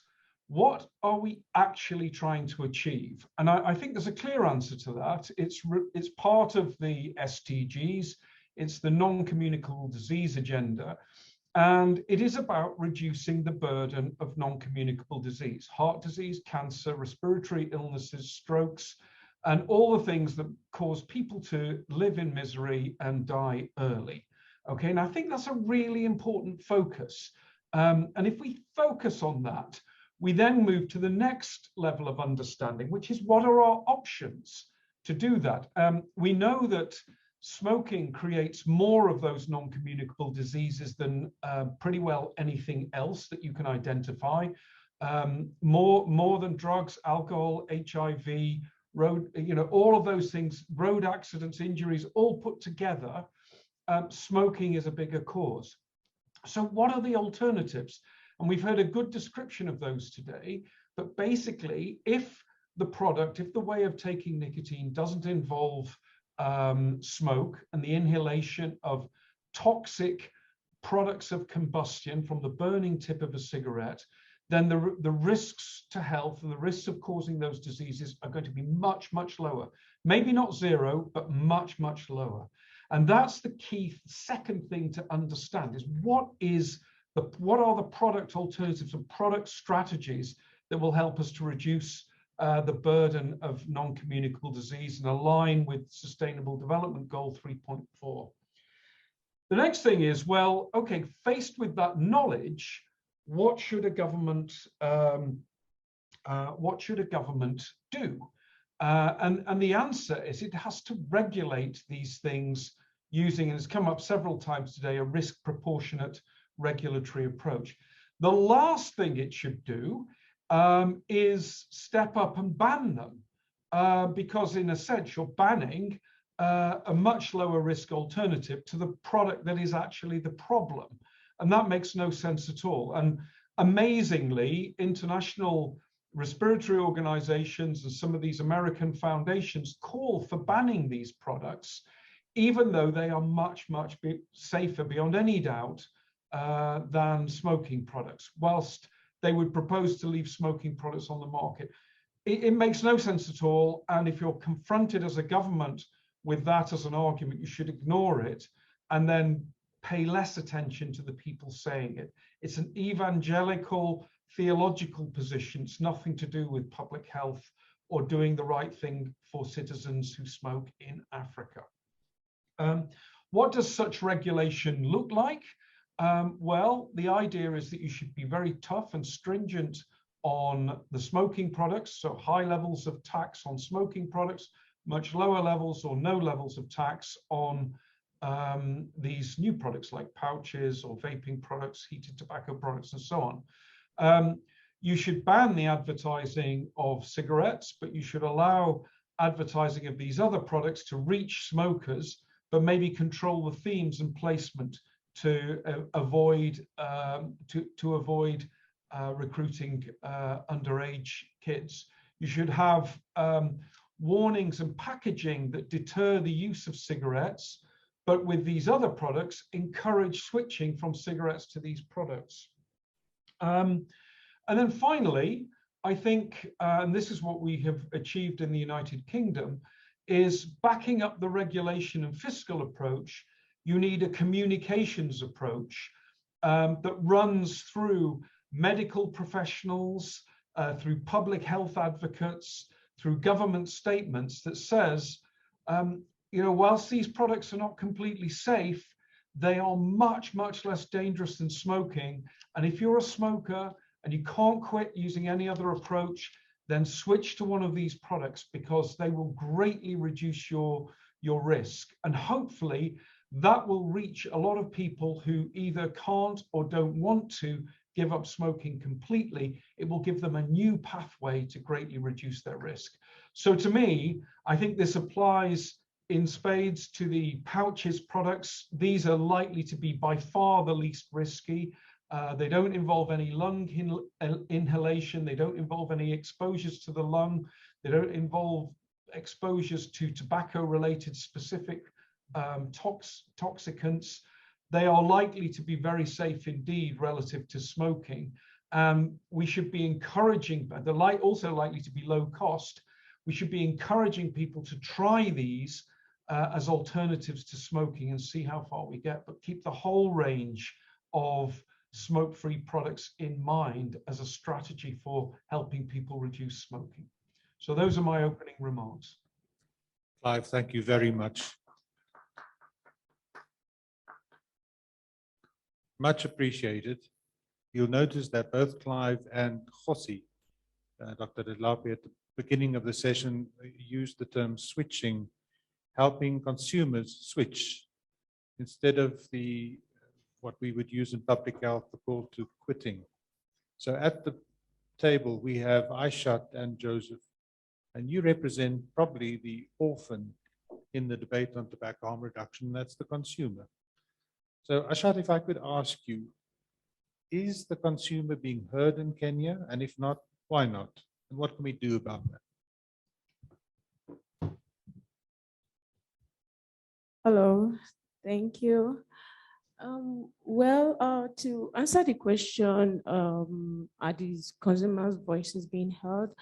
I would say no, because in Kenya and in Africa generally, I think we are not really following the evidence, and the evidence has shown that safer nicotine products are much more safer, at least 95% safer than cigarettes, and smoking causes more than 8 million deaths worldwide, and majority of these premature deaths actually happen in developing world such as Africa. So to condemn the more than 1 billion people who smoke to dying is actually really wrong. And so if the consumer's voices and by extensions the science is being followed, we would actually approach safer nicotine products. We would approach it and actually use it to help people quit smoking.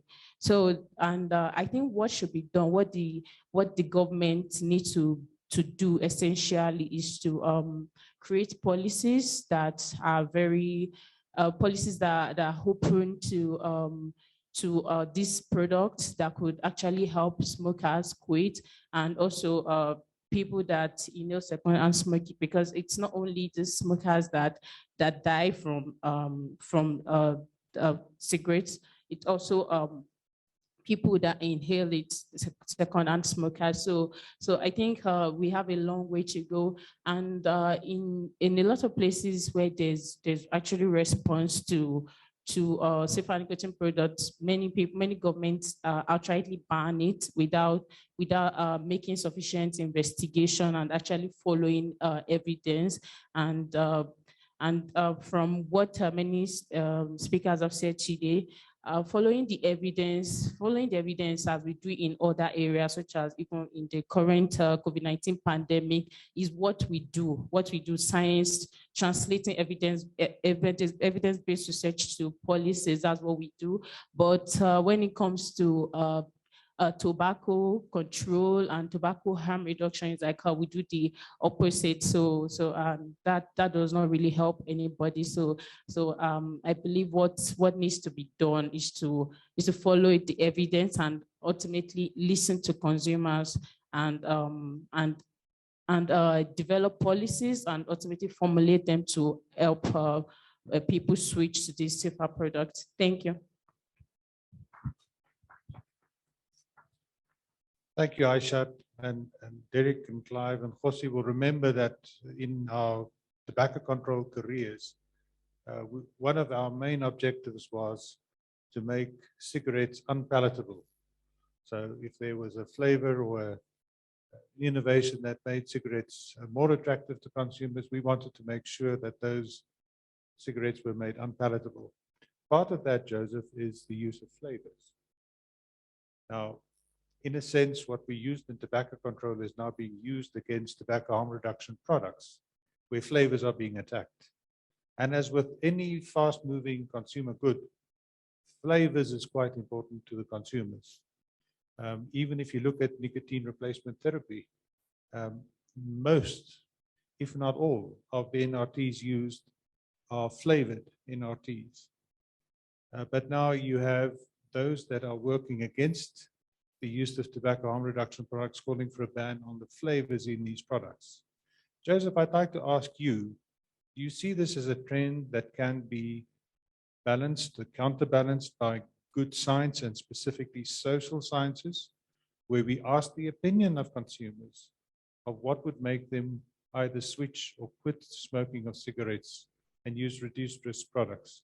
What can be done to better understand and implement consumer perceptions? Thank you, Delon. In terms of, I'll just keep it very short. In terms of consumer perceptions of the product, I think the best thing is to go directly to the consumer. We recently did a survey last year in March, and we interviewed about 80 former smokers who were using safer nicotine products, which were in this instance were oral nicotine pouches. And most of them cited flavors to be one of the main reasons that kept them off of cigarettes. So in terms of flavor, I think it's not right to offer somebody something that they do not prefer. I think the best idea would be to give them as many flavors possible for them to choose, with the end goal being quitting smoking. What we find happening here in Kenya is that the smoker has stopped listening to policymakers and governments, and they're moving on by themselves. And what is happening now is that some of these products are reaching the market through the black market. So whether we like it or not, they will look for these products and they will use them irrespective. So I think the best idea would be for government to sit down with the consumer and policymakers and argue out and find a way. Thank you. Thank you very much. Kgosi, so in terms of why Africa is lagging behind, you've just been to several meetings of regulators, and you've seen that often Africa is treated differently than other continents. What, in your opinion, can be done to, in the case of tobacco harm reduction, to make sure that the principles of sound science-based regulations for tobacco harm reduction is implemented in Africa and not implemented after all of the other continents are addressed first? What can be done to level the playing field? That's a difficult question, Delon. I think one of the problems that we have in Africa is that, most of Africa votes now, but very little of Africa is free. There's no independent thinking. And that's a fundamental problem. So we're still waiting to hear what the WHO is going to tell us. We are not using our own creativity to deal with these issues.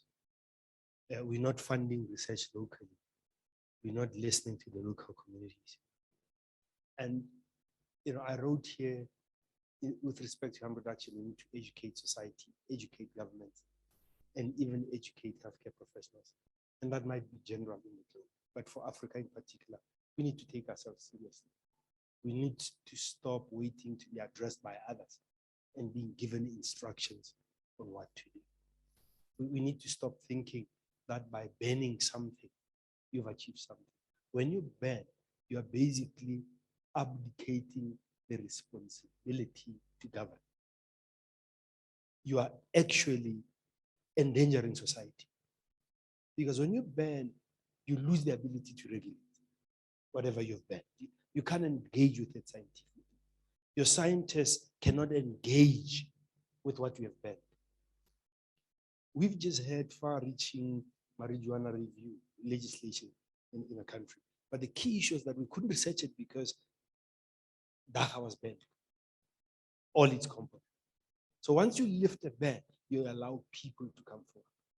Secondly, there's this issue that was spoken about at the conference where one of the vice chancellors said there's been a determination in Kenya that 2% of GDP should go to research. That is not being fulfilled. So if we can begin to fund research locally, we are going to produce innovative products locally. We're going to create jobs locally. We're going to lead in terms of policy making on these issues. So basically, we need to take ourselves seriously.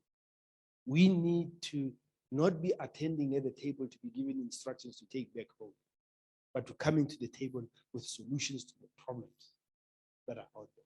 So we need a paradigm shift so that we're not the basket case where, oh, this is how we look at this in the first world. But for LMICs, this is not good for them. We need to be at the table as full participants. But that means our leaders have to stop following what they are being instructed by the Western world. We've got to get out of the colonial mindset and be full citizens of the world and be able to contribute and think for ourselves and create policies for ourselves. And one of the mistakes that African governments make is not to engage their own communities.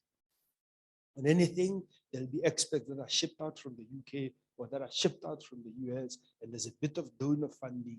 We need to be able to come to the table and put our own resources to these issues. If Africa ensure that 2% of GDP goes to research on many aspects of research, we'll then begin to be producers and not just consumers and importers. As Derek said, there are immense opportunities to create jobs around what we're talking about. Tobacco leaf is produced in this country, in this continent. Let it be turned into the products that the market desires right now. We're in Kenya. There's a lot of innovation around electronics. When are we going to see an e-cigarette that was designed in Africa? Those are the things that we need to do. Excellent. Thank you. Thank you, Kgosi. Could I turn, and I just want to introduce our audience here live. We have Jessica Perkins, who's the co-moderator, and she's following the online questions, and she can jump in at any time, please, Jessica. But next question to Michael, and then I'll just ask Derek to open his remarks for this panel.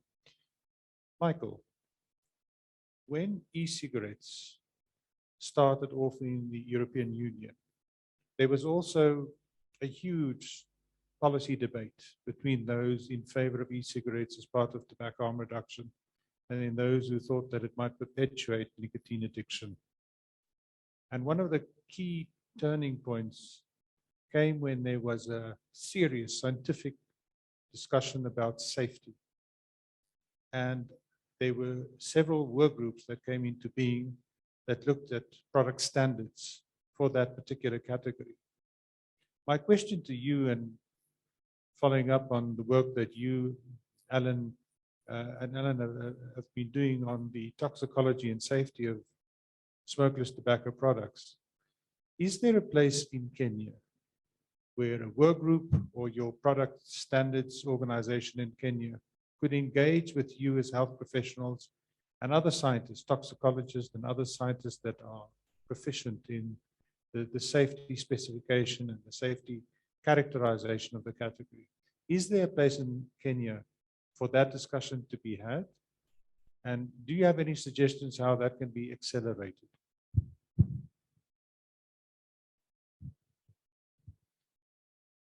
Thank you. Thank you very much for the question.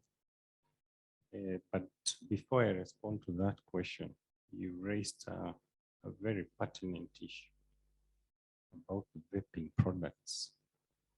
And this is where we come in as scientists. When vaping products were introduced in the West, there was a lot of debate by policy makers and so many other people. And one characteristic finding that they found about vaping products is what we call vaping associated lung injury, which was quite found to be common among adolescents who are using these vaping products. And there was a lot of debate.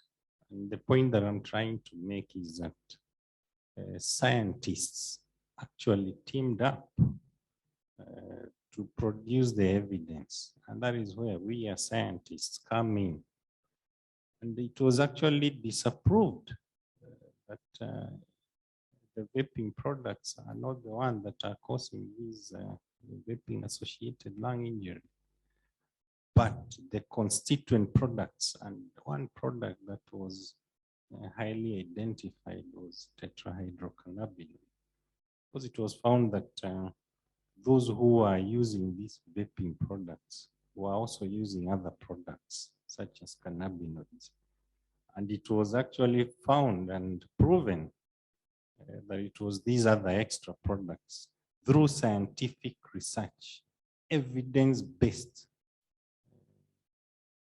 research that actually showed that yes, we have this new condition we are calling Valley, and Valley is directly attributable to these excipient products that these vapors are using.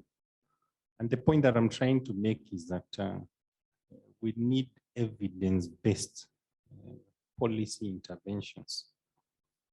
And we need more research. We need more research and development activities in this country and the continent as a whole. And now back to your question. Yes, we do have organizations where this interaction can take place, led by our Ministry of Health. We do have tobacco regulation forums, and the ministry does steer the tobacco industry, and that is the starting point by involving the government to bring them on board together with other regulating agencies such as the Kenya Bureau of Standards. And as we showed in our research, these smokeless tobacco products have a lot of toxicants. And we are telling KEBS, we are telling MOH, we need to do something about the regulation, lest we may end up with an epidemic, which may be very difficult to deal with. And we need to widen our eyes and look at these other products. And even as we talk about this, we very well know that as physicians, as scientists, harm reduction is as old as society is. And just by defining harm reduction, would be being a very pragmatic, humanistic public health approach to high-risk behavior, and trying to bring in measures to mitigate the effects of this high-risk behavior. And we all know very well that harm reduction is one of the key constituent pillars of drug policies. The others being prevention, treatment, and enforcement.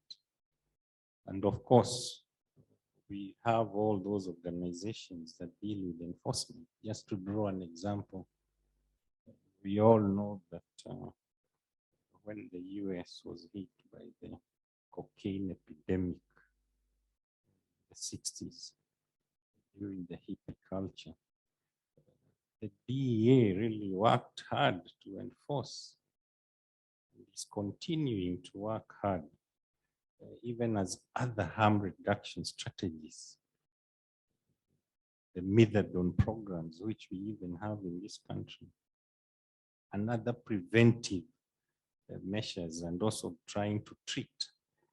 And the point that I'm trying to make is that we must recognize that we have smokers in this country, and these smokers need help. We must get them off smoking, tobacco, and more so being a pediatrician. We know very well that smoking, be it a primary or a secondary effect on the unborn child, is quite tremendous. And we call upon our Ministry of Health, together with other regulating agencies, KEBS, to initiate this discussion. We cannot continue burying our heads under the sand. And our starting point will be, yes, we have these smokeless tobacco products. Can we have a real evaluation of them? Yes, we have smokers. How best can we assist them? Thank you. Thank you very much, Michael. Just to give our last panelist, Derek Yach, a chance to provide some more remarks. My question to Derek is relevant to one of the excellent, and the last report that he oversaw while he was the president of the Smoke-Free Foundation. And the basic question is, how can tobacco harm reduction policy, science, and the establishment of well-regulated products be accelerated? I just want to remind the audience that we've heard some powerful calls this morning. Firstly, that there should be risk proportionate regulation. I think Michael made a very, very important call that youth initiation into any of these products should be prevented. And as a pediatrician, I think that carries a lot of weight. He and Nick and Alan spoke about the safety aspects and the need for product standards in all of the reduced risk products categories, but in particular the oral nicotine products.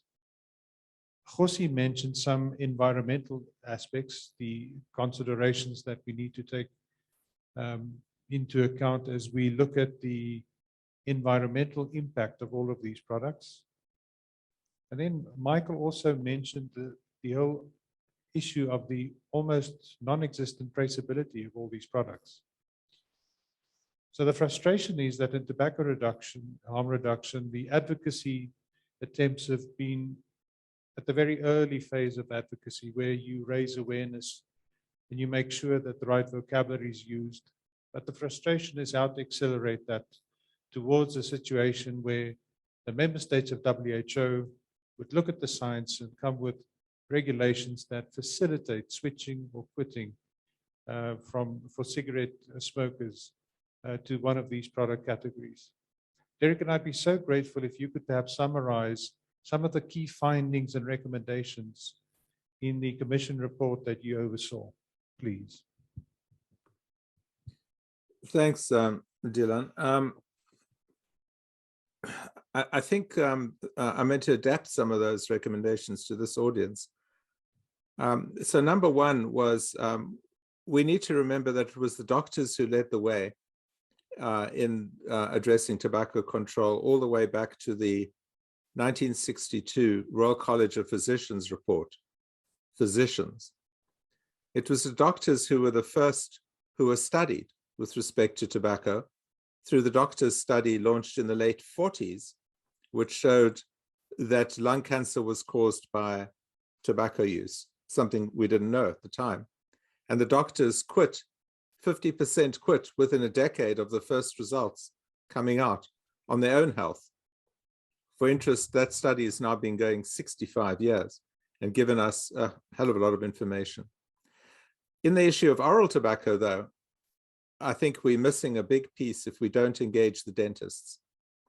And I don't know that the doctors have a huge role in this, compared, unless to mainly to cajole their dental colleagues. We have neglected the role of the dentist severely. And yet they're the ones who see the patients, they're the ones who see the benefit very fast of people moving from a combustible to a non-combustible product. They'll tell you how people don't need to come for their dental hygiene things anywhere near as often because you don't have the buildup of plaque, and then you don't have the cancers. They're also in the best space to find them. So the commission was engage the doctors. I'm saying engage the nurses. I mean, the dentists. Nurses would also be good, by the way.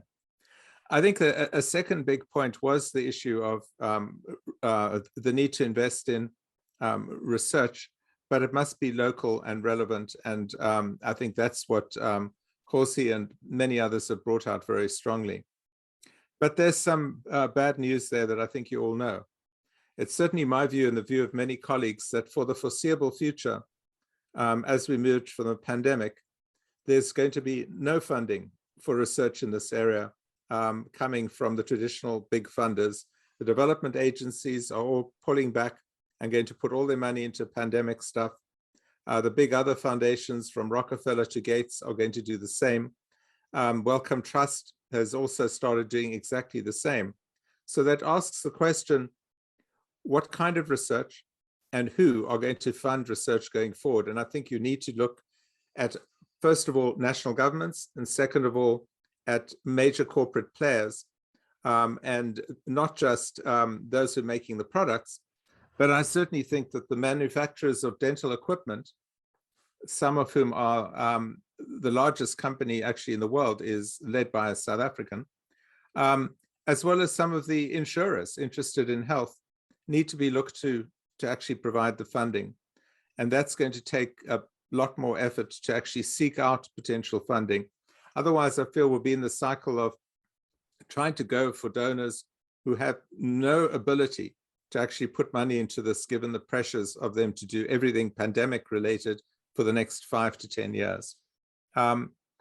I think the last comment I'd say is, and we didn't put it directly in the report, but it's something I think I could see particularly important from the discussions.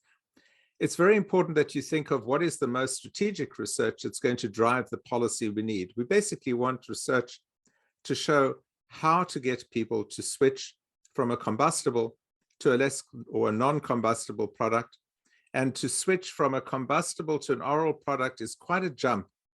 But I think it's one that we're seeing from many parts of the world is succeeding. All the other research on taste and flavor and preferences and local stuff is actually relatively low cost and can be done in collaboration with many of the companies who want to start adapting these products. And then finally, I would really say that at this stage, there's no point in repeating research on the toxic effects of these products on the mouth or cancers or whatever. I think that's all settled news. I showed you it was settled 100 years ago. The FDA, in their decisions on snus, provide, I think, all the research background that one needs. We need to get that in a format into the hands of the governments and the regulators to show that if the FDA is able to say that the use of generalized snus is appropriate for the protection of public health, that very high standard and that very high level of rigor should be comfortable for any Ministry of Health in Africa to take up and apply immediately.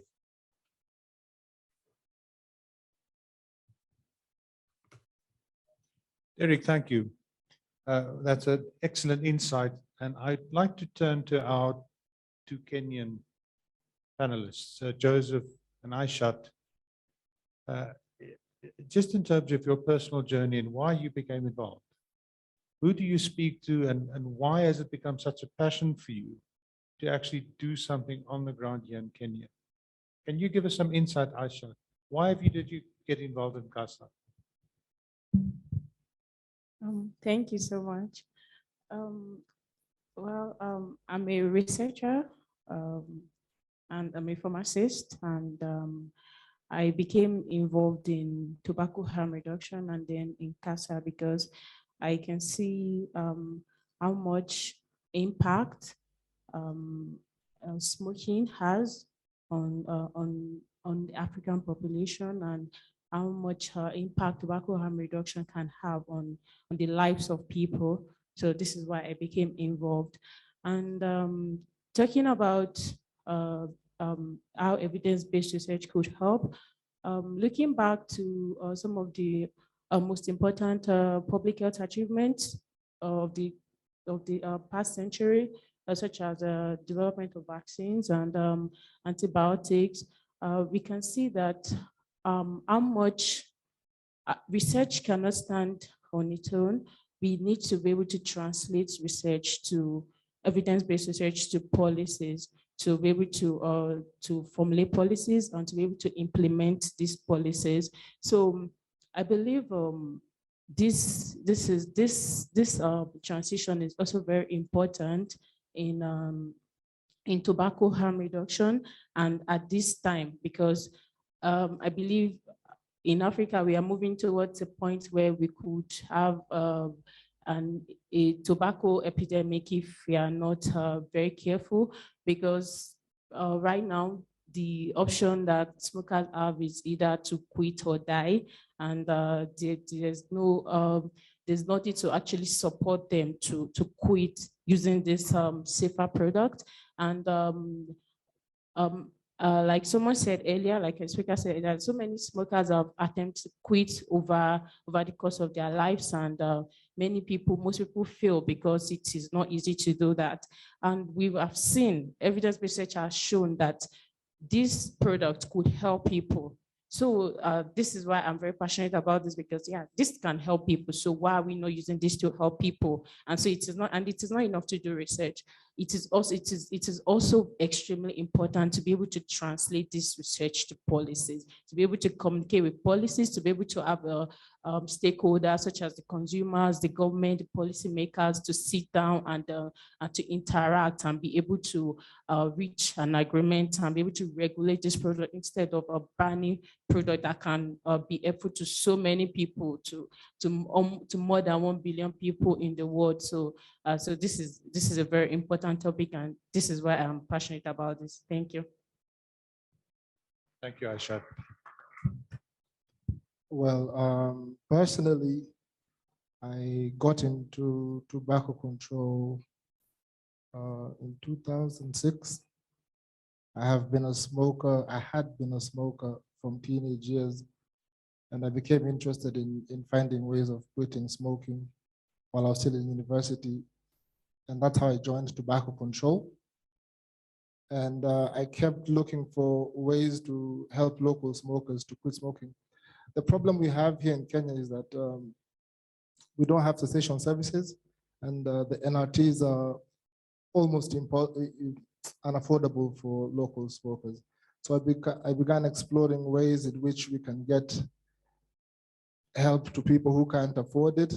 And that's how I landed on harm reduction. And unfortunately, bringing the conversation of harm reduction into tobacco control got me expelled from the group. And we moved forward with a campaign for safe alternatives.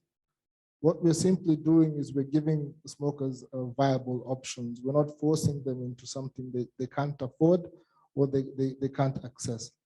So my main aim is to see to it that we can afford affordable products that will help them transition from smoking on their way to quitting. Like myself, initially I quit smoking with the use of electronic cigarettes and slowly transitioned into oral nicotine products. And that's the movement we're trying to go on the continent.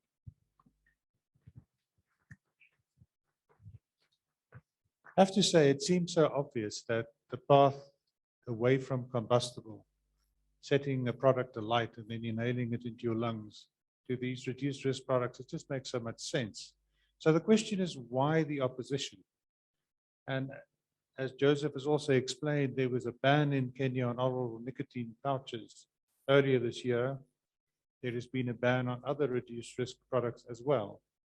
I'd like to ask Clive, who's done an in-depth study over years on the various forces for and against harm reduction. Clive, if you could perhaps summarize why you think the anti-tobacco harm reduction community, what they base their arguments on, what methods do they use to discredit tobacco harm reduction, and what can be done to alleviate that in Kenya, please?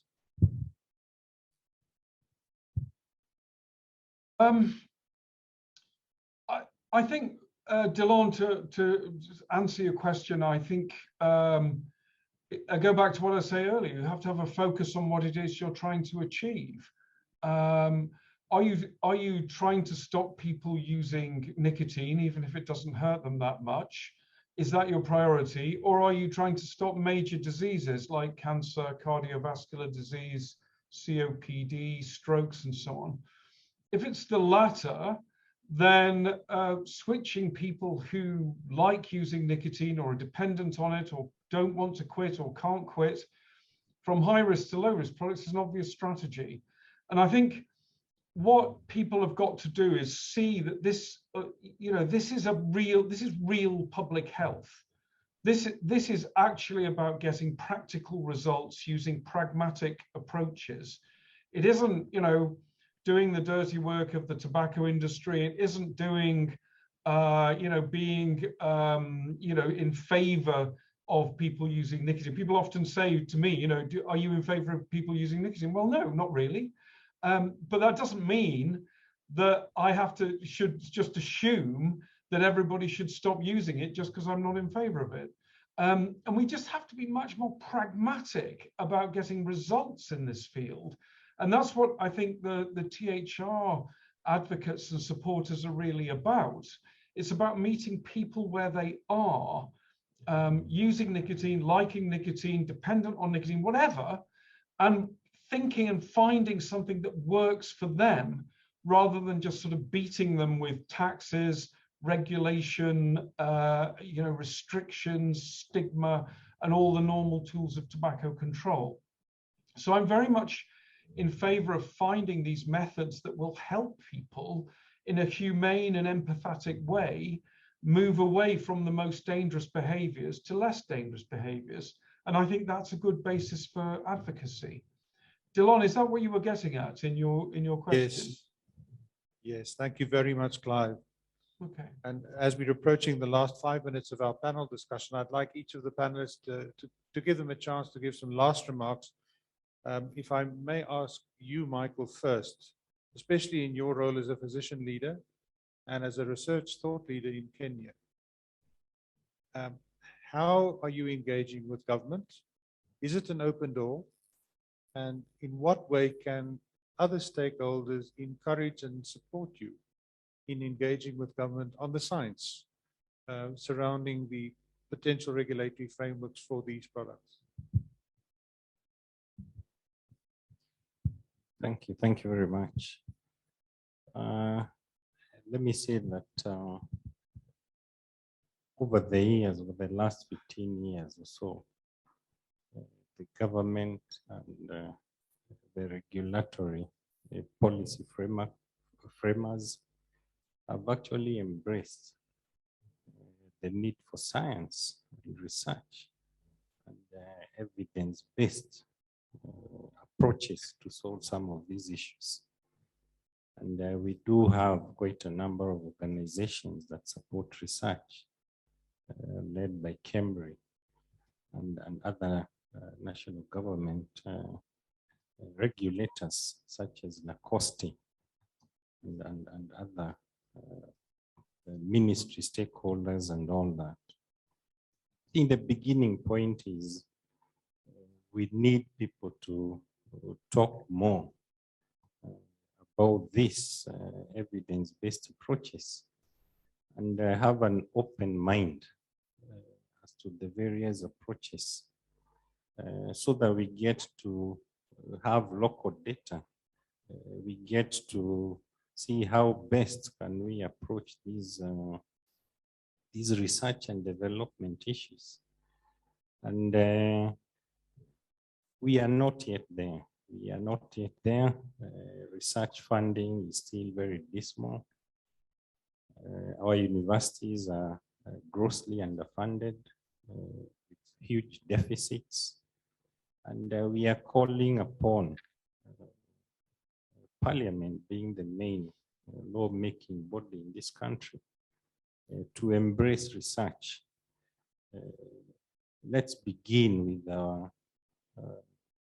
health committees in Parliament to make it mandatory that out of the health budget allocated to the Ministry of Health, we need some funds to fund research. And I think the main issue has been that. And I think it's very much possible because when there is concerted effort and a realization that evidence-based approaches are likely to work, then we'll have an open door and we'll have everybody on board to come and support research. And also we need an open mind Yes, we are saying we need to ban this product. So what alternatives are we offering our Kenyans who are using this? What treatment modalities are we offering them rather than just banning the product in a blanket way? And slowly by slowly, we will get there. Thank you, Michael. Derek, any last comments from your side before we ask Kgosi? I think all great comments. I would just want people to remember the dentists. Get out there, find your friendly dentist, spend time with them. And then secondly, remind people that the FDA really only looked at 4 or 5 studies at most before deciding on a worldwide basis which vaccines would be used, and WHO used that evidence. Well, I think we should be really going to our US embassies in every one of your countries and asking the embassies officials, some have got health attaches, to actually become fully aware of the FDA authorization of snus and share that with the governments of the countries. That's something they do in every other sphere when the FDA makes a decision. It should be done in this sphere. And people would then understand what was the rationale, the scientific basis for snus, which had the same rigor as the vaccines, which we've now got in full effect. Thanks. Thank you, Derek. Excellent point about the sharing of best practices. And as we'll have Joseph and Aishat after our lunch break, I'll ask Kgosi for his last remarks and then we'll close the panel. My last remarks are just about the importance of education. Educating society, educating governments, educating healthcare professionals, and even educating the industry. Because the biggest threat is misinformation. And the only way you can deal with misinformation is through education. The second important issue is communication. How we communicate these issues and who communicates them. And an improvement on what has been done on COVID, where the communication should be done by independent structures. You shouldn't leave the communication to the industry, for example, or to the government. They are in charge, but they can't generally be trusted. So you need independent structures to do that. So that when there's new products, there's an independent structure that communicates about the new products, not an opportunity for the producers to market. One of the challenges that has come up with COVID, that you have a CEO of Pfizer speaking directly to the world about what's coming out. It's not left to people that can verify their claims through the proper structures that have been created and then communicate to the public. And the important thing about communication is that you communicate in a language that the public will understand. Stop communicating in scientific jargon. So people are lost in the language. So you need to translate it so that people can engage properly and fully. And one of the things that needs to be done is that in basic education globally, we need to create more discerning citizens that ask questions. For example, in Africa, we've been taught fabricated history. But we're taught in an environment where there's no opportunity to ask for clarity, to ask for engagement. When you come and say Christopher Columbus discovered America, does it mean there were no people living there? How can you discover something when there are people that were already there? And this is sold as gospel. You know, this, the Bible says, we need to move in Africa from this. What does Africa say? If the Bible says, what does Africa say? Are we 180 years old or are we thousands and thousands of years old? And if so, what is our history? What is our heritage? What are the beautiful things that come from there? And we should not shy away in Africa from being as collective as we are. You know, when you look at codes, when they come from the world, it'll be Bernard Shaw says. When they come from Africa, it'll be the African proverb says. Thank you. Thank you, Kgosi. Would you please join me to thank the panelists for their excellent insights and their contribution to today? And especially to Derek and Clive, who called at an early hour. We'll break for lunch now, so please feel welcome to join us again later. But we release you with great thanks and appreciation.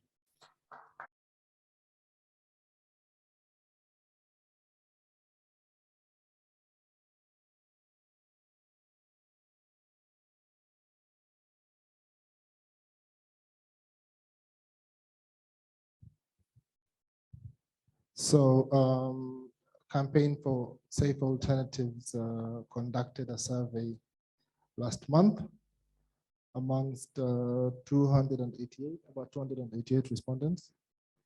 It was on tobacco and nicotine products.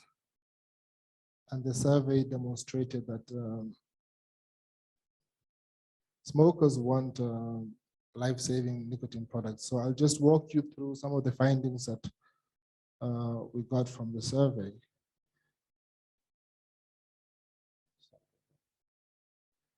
So these are some of the questions we asked the smokers. Do you use or have you ever used the following products? And 89% responded to have used tobacco products. 70% have used nicotine pouches. 30% have used electronic cigarettes. And only 27% have used nicotine replacement therapy. So out of the 88, for those who haven't tried electronic cigarettes or nicotine pouches, why haven't they tried them? And 45% said that it was too difficult for them to get a hold of the product anymore. 25% said the product was too expensive. 7% believed that the product was not safe enough. And 8% did not want to substitute the one addiction to the other. The perception of the product was that it was simply a substitution of one addiction to another. The interesting part was if the government increased the price of nicotine pouches or electronic cigarettes, how would this impact you? And a resounding 69% said that they would quit using them. 31% said they'd go back to smoking cigarettes. There was zero responses to the following questions. If you find alternative ways, I'd find alternative ways to source cheaper products. And others said it would have no relevant impact. So if the government increased the price of nicotine pouches or electronic cigarettes, how would this impact you? I think we've done this one, right? So let's just skip to the other one, sorry. So for those who had not tried electronic cigarettes or pouches, why hadn't they tried them? 45% said that the product was too difficult to get a hold of. And 25% said it was simply too expensive for them to afford.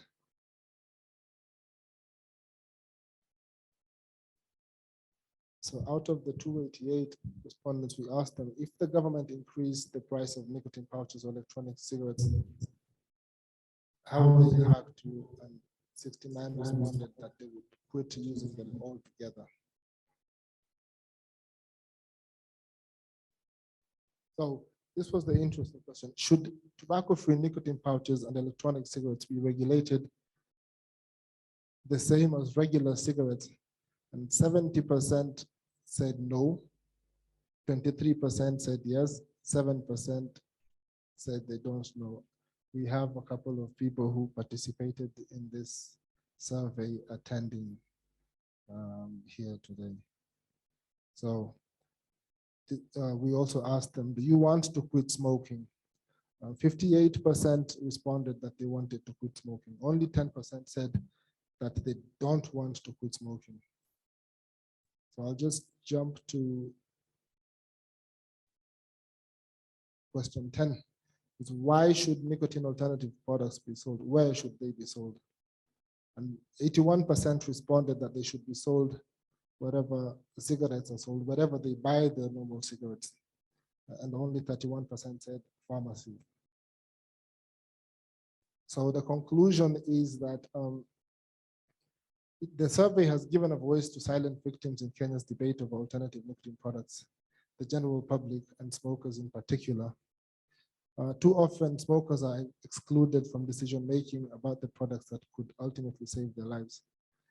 At last, they've been given a way, I say in their message is clear. Nicotine pouches and vapes or electronic cigarettes offer them their best hope of kicking addiction that threatens to kill them. So instead of adopting a dogmatic and scientific stance against tobacco harm reduction, Kenya should be embracing it as an exciting opportunity to save thousands of lives lost to smoking traditional cigarettes. Thank you.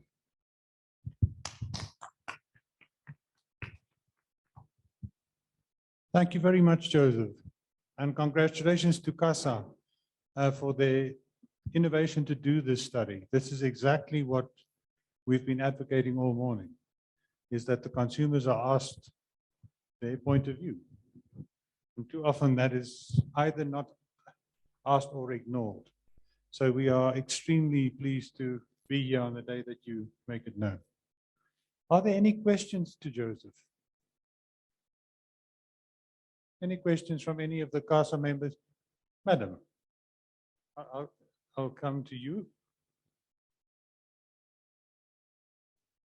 Maybe just your name, please, and then your question. Hi, guys. My name is Janet Kilonzo.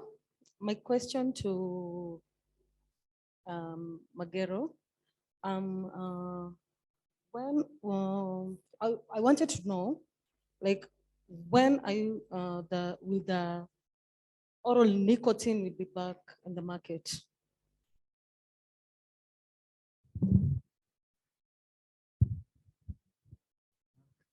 Did you hear me? I don't think that's the question for me because I don't work with the industry, so I'm not sure when it will be back. So the question, just to repeat, when will these oral nicotine pouches be available on the market? That's certainly one of the burning questions that we ask as well from the Africa Harm Reduction Alliance, is we would like oral nicotine pouches as part of a package of harm reduction products to be available everywhere where smokers can buy cigarettes. Doesn't that make sense to you? So that there's an option for consumer that instead of the most dangerous product, that they have the option and the information, and more importantly, the risk communication of how that oral nicotine pouch differs from the cigarette. Unfortunately, only governments through regulation can make that possible. Because if you do not have a regulated framework, then it is almost impossible for the safety of the consumer to be ensured. And you basically get the situation that you have products that are unlicensed, unregulated, and they're being sold on the street worldwide. That's what we want to displace. And in the place of that, we want to ask for sound evidence-based regulations so that the consumer in Kenya, Uganda, Ghana, South Africa, that they can with assurance buy the product and that the manufacturers can be held accountable. So if they put rubbish in their product, they must be held accountable. So that was the whole reason why we asked Dr. Kariuki and his team to speak. Because if you do not have good safety standards, then the consumers will always be the ones that suffer. So that's an excellent question. And with you, that's also our plea from ARA and I know from CASA's point of view. Any other questions to Joseph? So I'm going to walk with this microphone because this one works. This one is okay still. Is it working? Good afternoon. My name is John Jake. Earlier on, there was a question that was posed to the panel, or not the panel, but the team from University of Nairobi. They were asking about how many youth are indulging in the use of tobacco.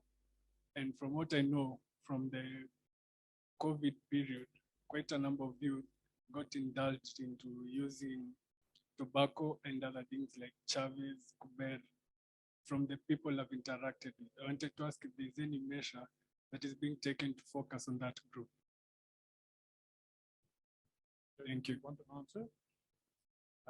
Michael is in the middle of a press conference, but if you don't mind, I will answer because I've been involved in that, especially in the European Union. So firstly, the products that were mentioned during the presentation, not all of them are regarded as tobacco. So the crucial first step in regulating these products is you have to do a full characterization of the product. This means that within that one product group, all the chemicals that are in that product class are characterized and reported. And then they are also looked at scientifically to see what are the interactions between the chemicals in that particular substance. And based on that, the safety standards for that category is then put together. It's not much different from when you buy a box of cereal. And in the cereal, you have a list of ingredients.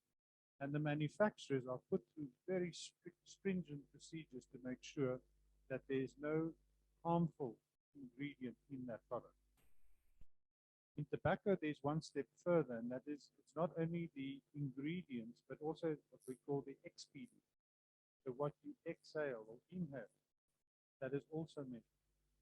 And then based on the profile of that product, a set of product safety standards are put together and regulated as such. So we are all calling for regulation. It's not as if CASA or ATHRF are against regulation. We are all for regulation.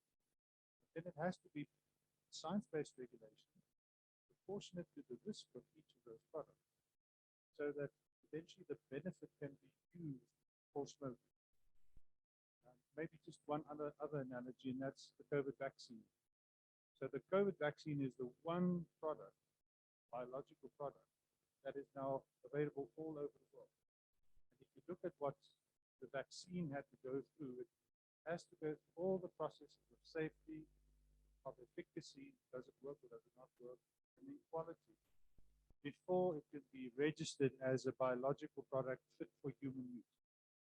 And now you have vaccines all over the world, and this is in the last 2 years of COVID. It's really all we are advocating for, is that the same commitment to speed and efficacy is placed within the tobacco harm reduction field, and especially these new products, so that if there's a greater benefit than there is a risk to the smoker, that it should be put on the market as an option for the smoker instead of a cigarette. That's the key element in this, the risk-benefit calculation. So with the vaccines, they've looked, the vaccines against COVID, none of those vaccines are 100% safe. In fact, there's no medicine that is 100% safe. Governments, with aid of their regulatory agencies, do very detailed calculations of the risk-benefit ratios for each of those products before they registered and approve it for human consumption. That's what needs to happen in tobacco harm reduction. Thank you. Any other question?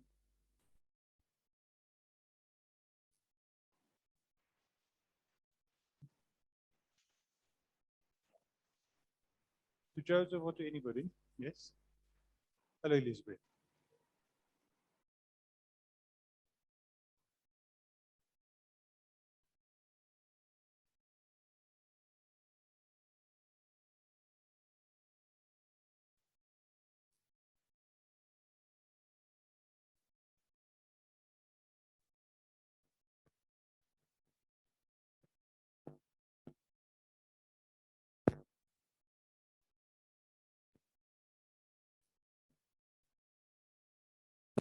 Allow me to answer as a physician. That's an excellent question. How long does it take for lungs to recover after a smoker quits smoking? Now, there's a well-known researcher from Oxford called Professor Richard Doctor, who did groundbreaking research to answer that question that Elizabeth just posed. It's if a smoker were to stop smoking, what happens to the lungs and the rest of the body after? What he found was that up to age 39 or 40, if a smoker were to quit completely before the age 39 or 40, there can be an almost total reversal of the harm done to the lung. But if there is, you get this with the chain smokers who smoke 60 plus cigarettes a day. If there's obviously already devastation in the lungs, then that won't normally apply to them. But in general, on average, if smokers quit before age 40, they have a good chance that they will recoup some of their bodily function.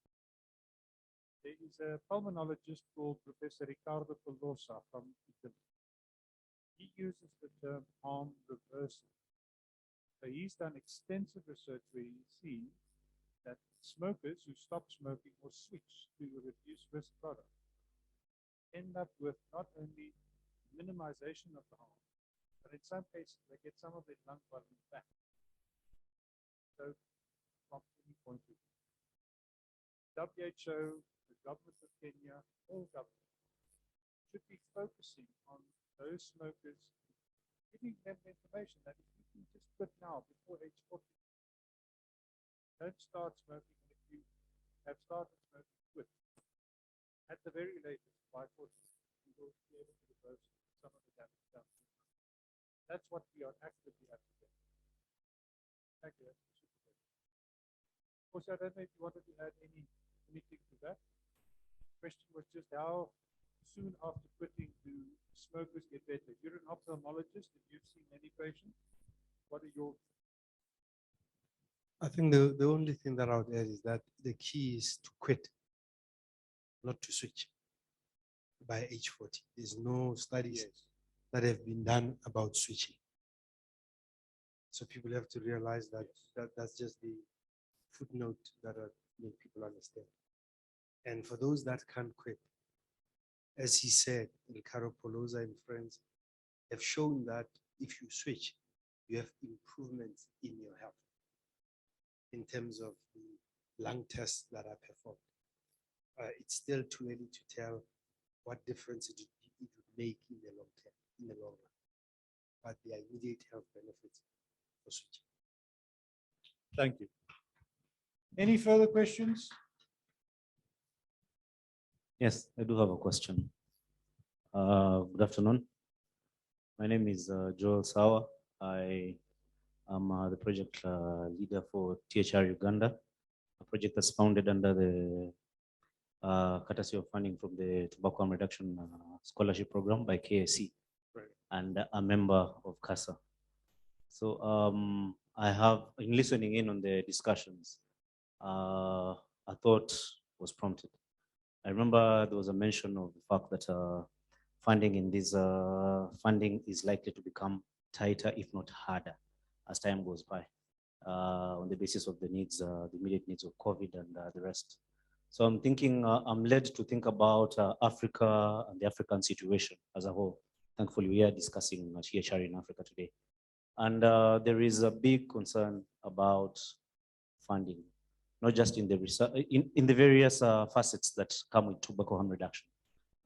Research, yes, but there's the need for advocacy in itself.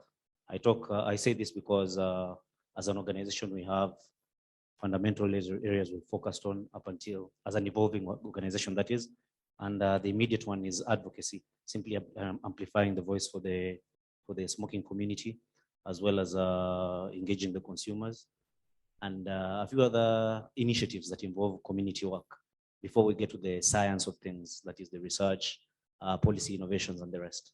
Now, we find challenges in scaling in particular areas, because advocacy in itself should definitely involve the community at various angles. You need to talk to the people who are afflicted and affected, so that you're able to influence policy in a way. But then again, you find that you're limited in resources and various other resources, being financial and the like. What then, in view of what you said, that is, in view of what has been spoken, what can an African association, organization, initiative looking to have an impact that is fundamentally restricted by access to resources, what would you suggest the focus on, or rather, what would the suggestion be in view of this, so that we're able to remain relevant and effective in these otherwise trying times, so to speak? Yeah. Thank you for the great question. And I'm going to ask Joseph to answer first. Because Joseph, and I'll explain why. Joseph managed to start a grassroots campaign and movement in Kenya.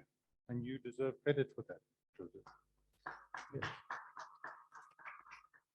So the point is absolutely taken that funding will be restricted. But starting with grassroots level work, what would you say is the answer, Joseph? I think I'll just answer from my own experience, is to leverage resources you already have. For example, social media is something that you can leverage. You can reach a wide range of people just from your home. So use what you have right now as we think of more ways of sourcing funding. Yeah. Any other contributions? And welcome back to Michael and the team. We're just doing the last round of questions. The last question is for Michael, Alan, and Nick.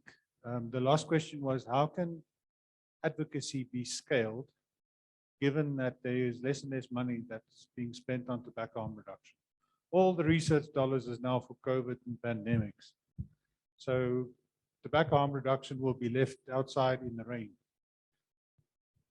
I would agree with Joseph that much can be done just through the modern communication platforms. So if you have a good message, and you see all these influences on the internet, if you have a good substantive message and you build a website and the various social media platforms where you can have your spokespersons articulate and tell the story to the outside world, the chances are pretty good that you would have success in your advocacy campaign. Now, you're absolutely right. At some point, you have to professionalize and get to the level where your advocacy is heard by government and by the World Health Organization. And for that, you need further help. But I would argue that there are ways and means to make that happen.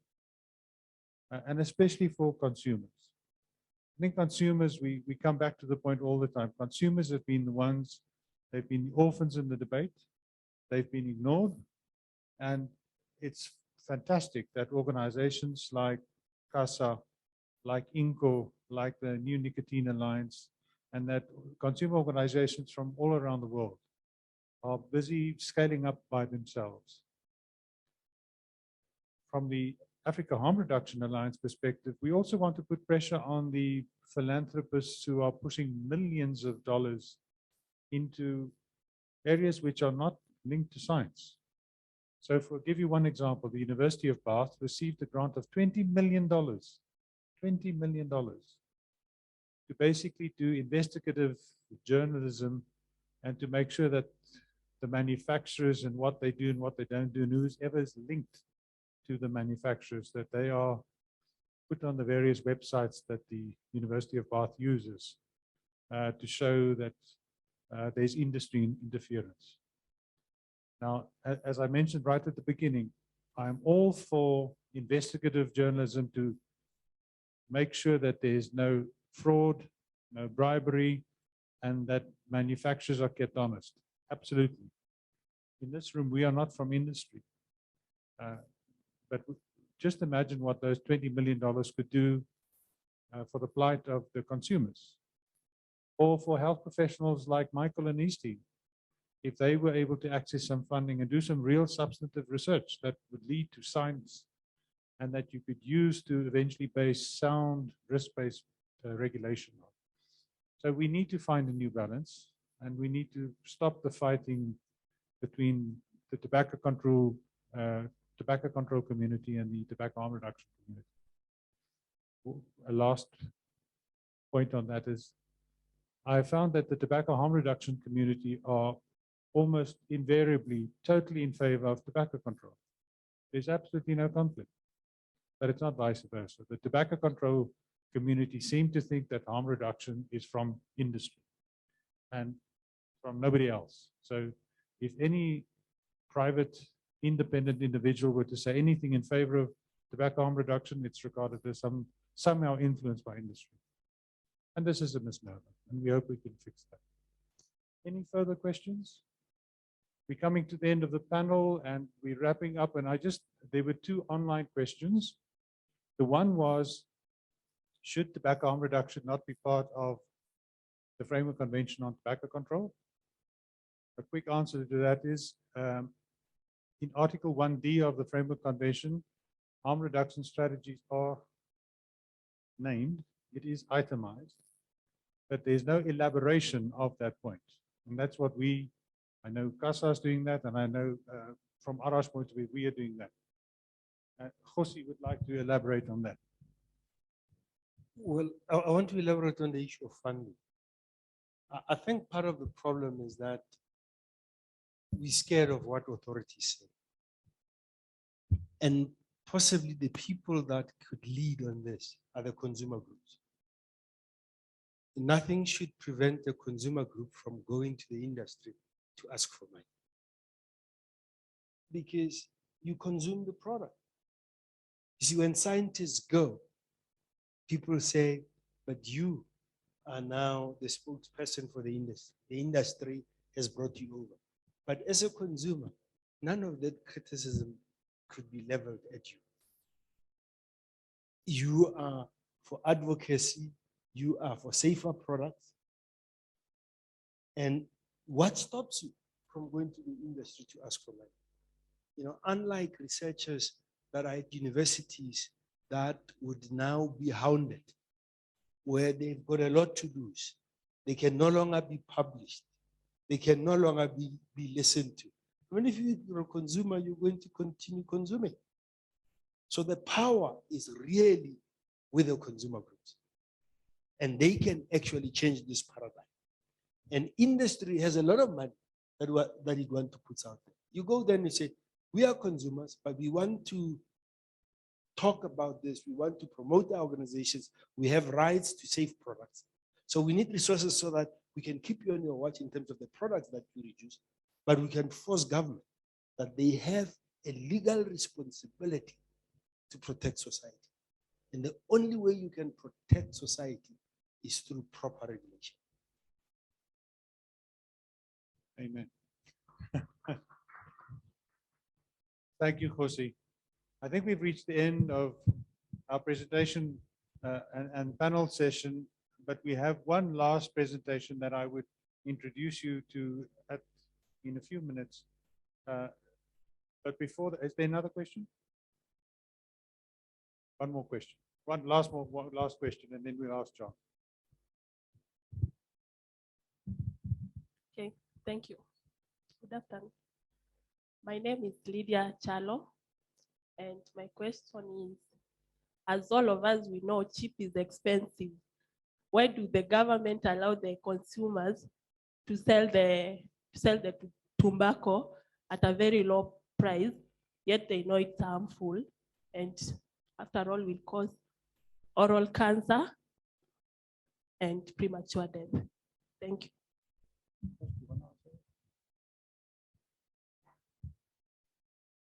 The problem is that cigarettes are cheap to make. And the cost is not in the making of cigarettes. I mean, the last publication I saw is that Marlboro costs about 30 cents to produce it, and they sell it for about $3.50 in some environments. So you have a 900% markup. But in most countries, the biggest component of the cost of cigarettes is tax. More than half is tax. So it's very difficult for governments to protect you against the cheap product, because they actually benefit from making the real merchandise more expensive. And what then happens, you get counterfeit product that doesn't pay taxes, that will undercut the product that gets taxed. And that is why we are advocates that all these products that are less harmful, the key issue is to make them affordable. Because if you're trying to get people away from a cigarette, it must make sense financially to switch from a cigarette to the other product. And it's when governments start banning this, banning that, that they drive products underground. You have counterfeit products. Now, manufacturing quality is not guaranteed, and you increase the harms to society. But in terms of the cheapness of the product itself is not expensive. And with all this move to less harmful products, there's going to be spare capacity to produce cigarettes. So all those firms in Eastern Europe are not going to close down. Even if that market closes down because they are switching, they are now going to push all these cheap drugs to markets like ours. So there will still be even cheaper cigarettes that will be available. The challenge is that despite what governments say, excise tax is a major contribution to the fiscus. There are some to where these taxes would contribute as much as 20% of their budget. So they are not going to let go of those budgets. They are not going to let go of that money. And you must also remember that the industry is very powerful and has a lot of money. And even for cigarette companies, this is easy money. Selling cigarettes, it's easy money because they're cheap to produce. And you don't have to go and ask for a price increase and hassle with consumers.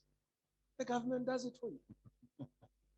So what business could be better than that?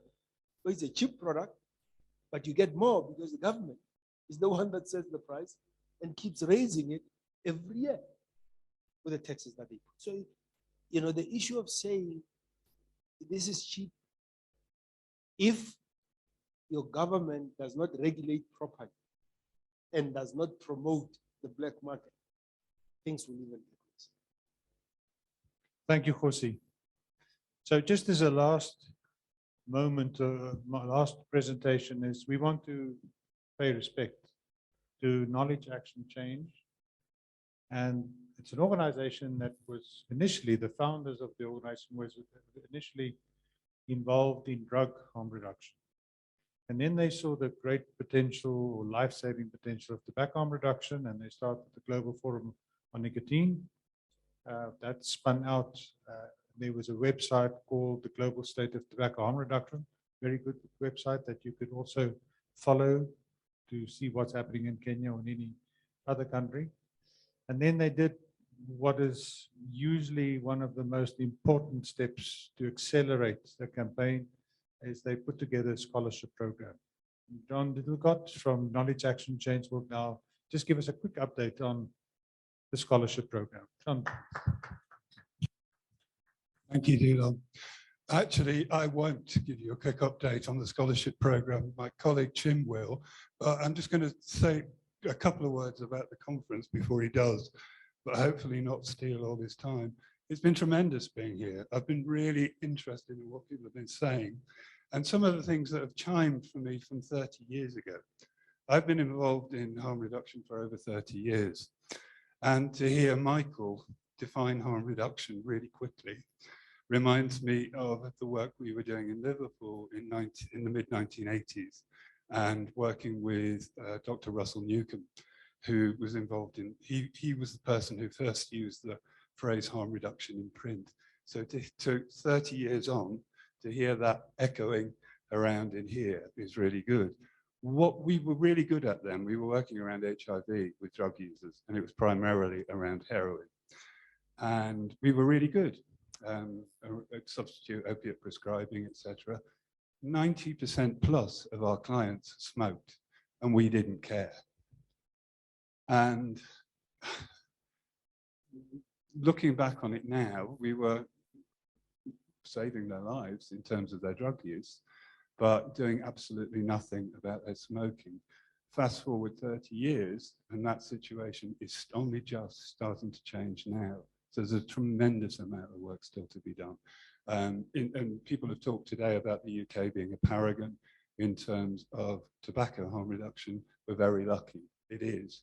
But what's happened around drugs harm reduction in the last 10 years or so is very interesting in the UK, because we've become much more quit or die. And we have an increasing overdose death rate as a result of that. So just be careful about, I think the main thing that the UK did for general harm reduction is to export it. It wasn't alone, but it was one of the major centers. The main thing it did was to export it to the rest of the world. So it continues well in other places. So don't depend on the UK I suppose the message is, don't depend on the UK to always be a paragon, because things change and things have to be set up in other areas for that to work. Right, I've said enough. Chim.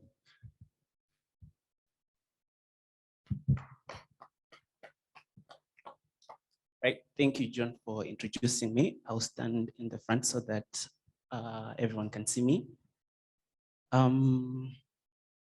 I'm tasked to share with you all a brief overview of the Tobacco Harm Reduction Scholarship Program. The Tobacco Harm Reduction Scholarships Program started in 2018, and it is funded with funding from the Foundation for a Smoke-Free World.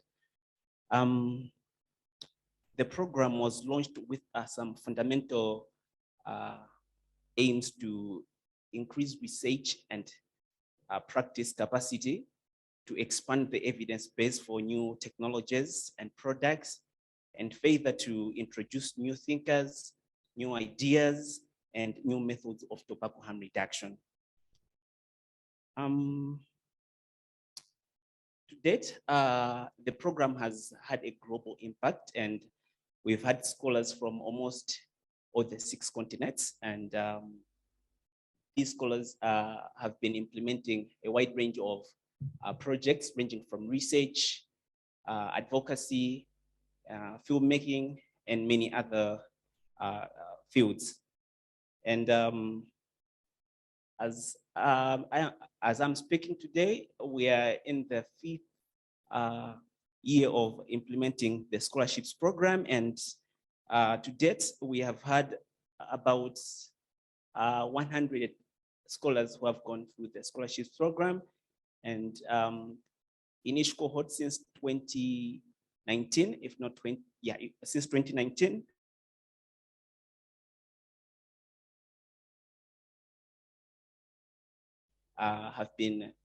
Who got selected, I mean, from a pool of about 150 applicants. And yeah, it's great to see some of the scholars who have been part of the Tobacco Harm Reduction Scholarships Program being active on the ATHRF forum, and I saw Aishat and Joseph on the discussion panel. They did a good job. Those are some of the people who have gone through the scholarships program. And we also have got others like Joel, Uche there, and someone at the back there. They have also gone through the same scholarships program. And I'm proud to say that I'm also the product of the same scholarships program. So it's a very good opportunity for young researchers, advocates, media professionals, and many other people to contribute towards upholding public health. And I would encourage you all to, when you have time, to check out our website. It's ATHRSP.net for more information, and we usually call for applications somewhere in September. So we are looking forward to receiving some applications from people who have attended this forum. Thank you very much. Thanks. Well, friends, thank you for your patience today and your contribution. We're a vibrant community just in this little room. So to your question, Joe, what we will be doing after this conference, we will send you short clips of some of the speeches. We'll send you some of the websites and publications that were mentioned, so that we can now pull ourselves up by our own bootlaces. That's when you don't have lots of money, that's what you do. And what we would enjoy and appreciate very much is if we send out postings on mainly YouTube, LinkedIn, and there's also on Twitter, that you like it and you comment. So you are here and this is what you believe in or what you don't believe in. Just so that we can get the social media buzzing about what was discussed here in Nairobi today. I think you were a fabulous community to be involved with for this day, and I'd like to, on behalf of all the external guests, say thank you to Joseph and CASA. On behalf of ARA, the Africa Harm Reduction Alliance, Kgosi, our president, say thank you very much that we can partner with you. And let's hope when we get together later this year or next year, that the 3.2 million smokers in Kenya, that at least 200,000 of them have switched or have quit, at least. So thank you very much for coming today, and we wish you a safe travel back home.